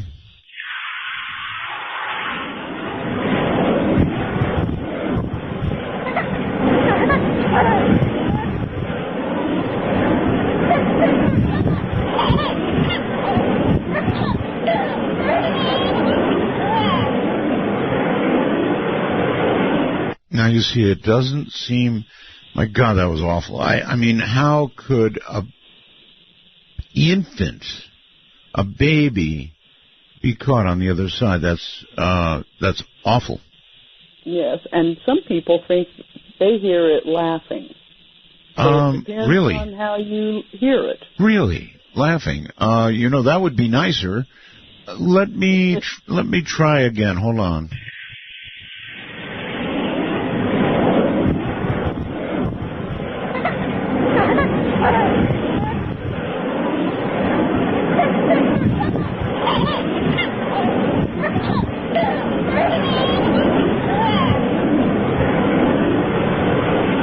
Thank you, Barbara.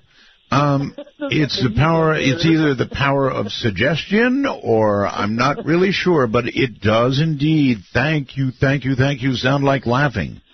So it was written. That helps me a lot. You'll never know. It says baby crying, and I thought, oh God, baby crying, not good. And when you made that suggestion, maybe it's just the power of the mind. Yeah, who knows? Honestly, don't know, but amazing stuff. All right, let's go to Skype briefly and say hello to Brian. Hey, how's it going? Well, it's a pretty wild night, Brian, as you can hear. Oh, yeah, definitely. Okay, so are you going to, first of all, turn off your device, please? Is that better? Yeah, it needs to be off. And if you have a ghost story for us, proceed. All right, this actually has to do with a listener that calls into you a few times, Jack W. He's a good friend of mine. He took me into a cemetery near us, and we decided to take a mirror in there one time. And it was not a good thing, we found out, because it actually got extremely hot in my hands. The mirror did? Yes, it did. And then pretty much every time after that, I've been in that cemetery 2 or 3 more times, and every time I've been in there, I've had a really difficult time breathing, every time. Breathing? Yeah. Well, there are weird things in the paranormal world with mirrors, scrying and such. It's mirrors are strange in a way, huh? Yes, they are. I appreciate your story. It was short and quick, the way to do it. Thank you very much. So, what do you all think about that? I'm kind of glad that he brought it up. Barbara, mirrors. Are you aware of anything with regard to mirrors that is strange, unusual, paranormal? Yes. Mirrors, to me, are weird. There's a lot of, there's some cultures, I don't know if they still do it, but I know they used to do it when a person would die. Yes. They'd put mirrors up because the dead supposedly does not like seeing themselves. Huh. You think the dead can see themselves? I don't know. I don't know. I just know that has been a procedure of certain cultures in the past. I see. Brendan experienced seeing that child in the mortician's house. It looked like his neck was broke. It wasn't fitting right. Brendan saw his reflection in the mirror. Gosh, no thanks. That's horrible. All right, Barb. Hold on. I'm going to I'll put you on hold and venture forth. We've been getting quite the night tonight. Lake Charles, Louisiana, I do believe. Hello. Art, thank you for replaying the baby, because I'm sitting here and I had chill bumps. Do you kind of agree? I mean, when you first hear it, you go, oh, God, a baby. But then when you listen closely, she's right. I think it's laughing. It got better. I want to think it was laughing. Okay. This is Michael. So I've lived in Lake Charles, born and raised here, but in 2004 I moved to Alaska to be a youth pastor for a church. Huh? I was living in Seward, and was invited to come and speak at a church in Fairbanks. Mm-hmm. It's about a 9-hour drive from the south. Not used to. Got there in January. This was in February.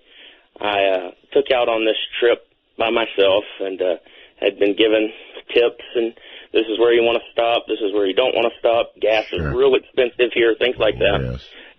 So I got out of just north of Anchorage, north of Wasilla, and up in that part of the country the people that I had been with had stopped and picked up hitchhikers, and they just said it's just kind of a thing. You don't really do it in Louisiana, but here it's life and death. If you see somebody on the road, they're probably not going to.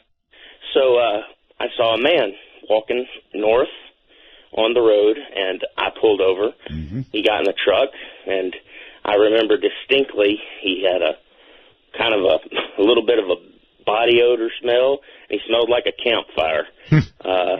He was unshaven. His name, he told me, was Alex. He spoke with a Russian accent, and he said he was a mountain climber, and he said his favorite place on earth was the top of Mount Everest, and that he was in Alaska to climb Mount McKinley. So he was on his way to Denali Park. He rode with me in the car for about 2.5 hours, asking me about why I was there, about my calling that I felt on my life and feel on my life, discussed those types of things with me, gave me tips about driving in the ice, and told me not to do things that would have caused error. Right. And we came to a town called Trapper Creek. I don't know if you're familiar. And I was not going to get gas there. It was one of the places I was told the prices will kill you there. And he said, you'll want to stop here because the weather is too bad. Denali is the part where I was planning to stop. They're going to be closed. And so I said, okay. And he'd been in the car for 2.5 hours. We talked extensively about Everest and his plan to see the top of Mount McKinley. Well, we stopped. I got out, started fueling the car. He grabbed his small backpack that he had, I saw him walk into the gas station, a little junction station, had a little cafe in it. He walked through the doors. When I finished filling up, I went in to use the restroom and pay and grab a bite. And I asked the clerk, I said, where's the man that just walked in? And she looked at me and said, you're the only one who's been here for hours. Mm-hmm. And I said, no, a man just walked through these doors. We spent 20 minutes walking around the back of the building. We followed the tracks back to the 2 sets of tracks back to the truck. He was nowhere to be found. There was icy wetness where he had been sitting in the truck. Really? The truck still smelled like him. So at that point, I've chalked it up to, was it a ghost? Was it an angel? I don't know I wouldn't have had enough gas when I got to Denali. That gas station was indeed closed. Well, here's what I'll say. It may be that living on the other side, as he may have been doing, he could spend time on Everest, because I can assure you the average human being can't breathe at the top of Everest. Not for long. There are a few who claim they've tried. But the fact of the matter is, there is not enough oxygen up there to support a human being, and frequently the stay on Everest is not somewhere. Put it this way: it's not a place you lollygag around at all. You get there, and then you get down, if you can, as fast as you can. Okay, let's go back to Barb, and we've got the next one coming up that just is awful. It may have been heard on the air before. So many of these have not been, but this is number 20 we're talking about here.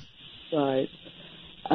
We were in a mausoleum, and Roger recorded this voice. You don't hear Roger, but it's just the EVP that is on this one, and I don't think that this one's looped either. Okay. But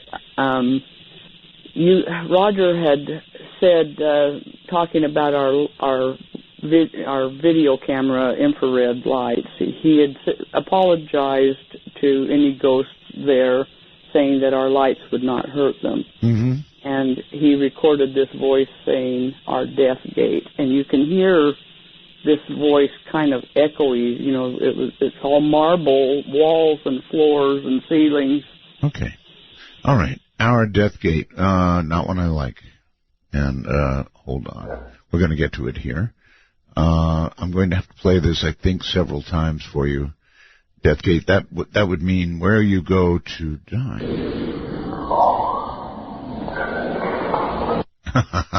So that one is sort of whispered, I would say. Listen carefully. Yep, that's a whisper. That's definitely a whisper. I wonder why, one more time, I wonder why somebody on the other side would feel it necessary to whisper. Very quickly, Barb, any thoughts on that? Why would they whisper? I don't know. I think it takes a lot of their energy to even be able to be heard on a recorder. I don't think that that's something that comes easy to them. Well, if that were true, you'd think they'd almost have to shout. But that whisper got through quite effectively. I just, it just seems strange to me. Not many of the ones that you've recorded are whispers, but I know some are. Okay. All right, Barb, hold tight. We're coming to the bottom of the hour. Everybody can take a little deep breath. This has really been quite a night. One of the best we've ever done. I call it dead air. Stay right there. Welcome to Dead Air. Midnight in the Desert doesn't screen calls. We trust you, but remember, the NSA... Well, to call the show, please dial 1-952-225-5278. That's 1-952-CALL-ART. Top of the morning, probably, for the majority of you out there. Dead air underway for now only minutes away from Halloween, and in many, many locations listening to me right now, it is Halloween. Let's quickly go to Robert on Skype and say hi. Hi, Art. Roswell's. Thank you. Back just away a little bit. You're loud. Oh, sorry. How's this? Better. Okay, cool. Anyways, me and my cousin, we usually go to these... Robert, again. Robert, you and I have to have a talk. This call isn't going to work. You've called me about 6 times now, still not having fixed whatever it is going on. I'm so sorry with your audio, but you're going to have to work on that. Here's what I recommend. There is a Skype Echo server, Robert, and you can call it, talk to it, and it will play back your audio, and then you'll hear what your audio is doing. I'm terribly sorry we can't get you on. I really, truly am, but... you've tried that about half dozen times now with the same setup, and it's just not going to do the job. So try the Skype Echo. It will work for you. It's pretty cool anyway. So let's try this one on Skype. Hello. Hello. Hi. Do you have a ghost story for us? Am I on the air? You are. Okay, great. Boy, do I have a good one for you. Go ahead. Alrighty. Just a little bit of background. I am a musician, and one of my friends is also a musician, and he was playing for a wedding not too far from where I live. So what ended up happening was, he finished the wedding, he finished the gig, and a couple of the people there invited him to have a drink. So he said, okay, well, let me just have a short beer, but I have to get back home because I have my wife and kids waiting for me. So, time passed by, and he ended up leaving like at 2 o'clock in the morning. So he checked his phone, and his wife had called him like 20 times. Yes. So you knew he was in trouble. So what ended up happening was this guy got into his car, and he was going 90 miles per hour on a 60-mile-per-hour road. Oh, my. And he said, you know what? Well, it's like 2 o'clock in the morning. There's no cops around. So let me just go ahead and just, open her up. Go real quick and, try to get back home because my wife is going to, like, lay the hammer on me. So what ended up happening was all of a sudden he saw a couple of signal lights from a cop. So he was all like, oh, man, I'm going to get home late, and I'm going 90 miles per hour on the 60-mile-per-hour road. Might not get home at all in that situation. Yeah, okay. Yeah, so what ended up happening was the cop ended up shining like this big bright light like they always do. Yeah. But he said that for some reason when the cop asked him to put on the window, he felt a cold shiver. So what ended up happening was the cop, told him, hey, why were you going so fast? He said, well, I just got out of a gig and I'm supposed to be home at 10 o'clock, but it's 2 o'clock in the morning and I want to get back to my house. Right. So the cop ended up telling him, you know what, well, you were going 90 on the 60, so I'm going to have to give you a ticket. I memean, there's no other way. You could have killed someone. Right. So he's all like, okay, just go ahead and give me the ticket, I just want to get home. So, he ended up writing him the ticket and everything, and he said, you know what, just be very careful out here because there might be a whole bunch of killers out on the road or whatever, so killers? Just drive safe and lock your doors. Uh-huh. So he ended up going, back home. The next day he said, you know what, I'm going to go ahead and pay the ticket. So he went down to to go pay the ticket, and the lady up front said, well, what are you here for? Well, I'm going to pay a ticket because I was going this much over the speed limit. So she checked the ticket and she said, okay, well, let me go ahead and just verify something real quick. So for some reason, he said that they're taking a long time. And he said, is everything okay? And they're like, yeah. But we're wondering who gave you this ticket. So he said, well, there was this cop last night that gave me a ticket. Right. And, it was like 3 o'clock in the morning or 2 o'clock. Yes. So she's like, okay. Well, she got really upset and she said, sir, are you joking with me? Because you could get arrested for giving a fake ticket. So he's like, no, actually, a cop actually wrote a ticket out for me for going 30 miles over. Let me guess. That's a cop that had died, perhaps even on that road. Mm-hmm. The cop had been dead since 1972. Reason for him coming out in that road is because one time he pulled over a guy that was had just committed murder, and he was trying to escape. So the cop told him to come out of his car, and as soon as he he kind of got a little bit comfortable, turned around, the guy ended up stabbing him to death. Oh my God! Yeah. And he got a ticket from a cop that had been dead since 1972. Not only that, but that cop's out there patrolling the same road again and again. Oh, God, and he wrote out a ticket, and they had the proof of it. Barb, did you hear that one? Yes, sir. I guess it's all around us, life and death. Let's quickly do number 21. All right. You remember the Stock Exchange building where the drowning episode took place. This was from the the second time we had visited and investigated this building. Right. You were going to hear, I think it's Brendan. He says, okay, this is our second recording from the building. We are now getting ready to leave. And an EVP is recorded here, and it says it's dead. Oh, it's dead, okay. Okay, this is our second recording from, and we are now getting ready to leave.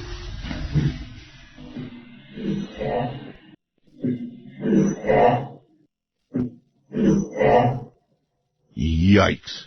Do you think, well, the other recording you mentioned was where the drowning was? Yes. Oh, my. That's the same building. So maybe it was referring to that situation.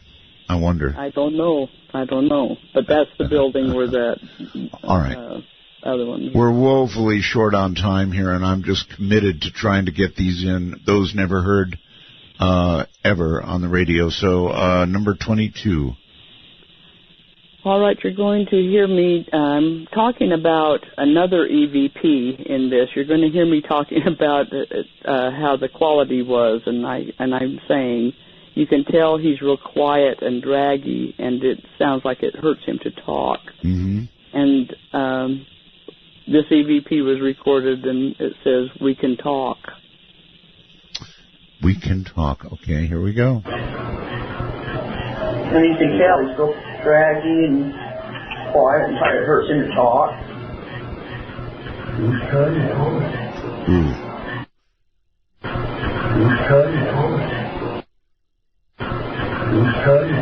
That's unnervingly clear. Yes, that was recorded in the house that we rented for several years. It was quite active. Oh, how, I guess for you, lucky. I thought so, but my husband Roger didn't. I would imagine not. I'm with Roger all the way. One more time. That was freaky. And you can tell he's so draggy and quiet and it hurts him to talk.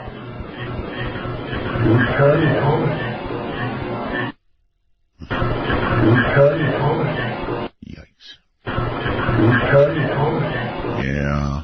Oh, I don't know about that. Obviously, they can talk. It's a rarity, I suppose, but apparently they can. All right. Hold tight, Barbara, for just a second. Let me see. Like a one-arm paper hanger here. Let's go to, how about this one? You're on the air. Hello. Hi, good evening, Art. This is Millie. Hi, Millie. How are you? I'm doing good. Love the show tonight. And I want to give a quick shout-out to the Art Bell Time Travelers on Facebook. And we have a quick question, and I will get to my story real quick. Okay, question? At the beginning of the show, before the first EVP came out, there was a spliced voice that came in while the two of you were talking. And we don't think you heard it. We all heard it. Did you hear it? No. You're going to have to go back and listen to it. It was like right around the beginning, the first couple of EVPs. I think it was right before the first one. All right. Well, I can listen. I can go into my, I'm a time traveler, believe me, so I will go and I will listen, I promise. All right. We thought you were haunted. Okay. Now, back in California, we lived in a haunted apartment. A man had killed his girlfriend in there, and we knew it was haunted. Weird things happened in it. And we had these two friends that had been together forever. We took them over to our ex-brother-in-law's house for a barbecue. Well, she kind of got a hankering towards him. And, we didn't say anything to the man. His name is Ron. And he was over drinking one day with us. And we had this table that my husband made by hand. It was a very strong table. You could jump up and down on it, and it wouldn't move. Right. And he was talking about his girlfriend, and we kind of lied about it. And every time we would lie, one of the legs started bending out. Oh, my. And I noticed it. my husband noticed it, and we tried to change the subject. You know, it hadn't fallen over yet, but it took about a half an hour. And within that half an hour, that leg bent out to the point where the table actually fell over. Oh, my. And my husband picked it up. Now, the leg was from another table. It had a screw in the center of the leg, and it was attached to a table bracket. The bracket had a lip on the inside, so the leg kind of slanted out, which made them really strong. Yes. Do you know what I'm talking about? Yes, but how it would bend, no, I don't know about that at all. And the screw was not bent. He put it back in, and it was fine. That table lasted for years, and it never did it again. But the more we lied about him, about where she was, the more that thing bent until the table fell over. Usually it's a nose growing, not a table bowing. I think the lady that died in there was telling us, don't do it. At least I had a laugh tonight. Thank you so very, very much for that story. My goodness, folks. All right, let's go back over here and say, Barbara, you're back on the air. That was quite a story, wasn't it? That's great. Okay, we're way short on time. I'm determined to get to the last two, so let's do it. Number 23. All right. We were at a bed and breakfast place. It's a big mansion that they've turned into a bed and breakfast in Salt Lake. Right. And the woman that was on staff that night, she was showing us around, and she said there was this little table by the office that she sat in, and she's looking at this book that had pictures of the original homeowners of this mansion. And she said, you're going to hear her say, this was the main guy. It's Dr. Edward Woodruff and his wife. And then this EVP says, very feisty. Very feisty, really. Well, that's a new one. This was the main guy. It's Dr. Edward Woodruff. Why? Very feisty. Very feisty. Very feisty. Wow. The unusual things that come from the other side. It's just, what a comment. Very feisty. That's. And it makes you wonder, did he know Dr. Ed Woodruff's wife? Yeah, well, that's right. That's right. Okay, last one, Barb. All right, this is a Utah cemetery, and it was the cemetery that we've gotten so many great EVPs from. This voice, we recorded him many times in the first couple of years that we would go there. Really? Or there were several of them that had the same voice. But anyway, you're going to hear, we were discussing a voice that was previously recorded and that said A Company when a military headstone was being read aloud. Oh. And Roger was relating this and erroneously said Company A, real proud. You'll hear Roger say that. And I recorded this voice repeating him, Company A. Oh, so, okay, here we go. Wow. Wow, that's a real wow. So, and also very clear. So this is a military man, very, very proud of Company A. One more time.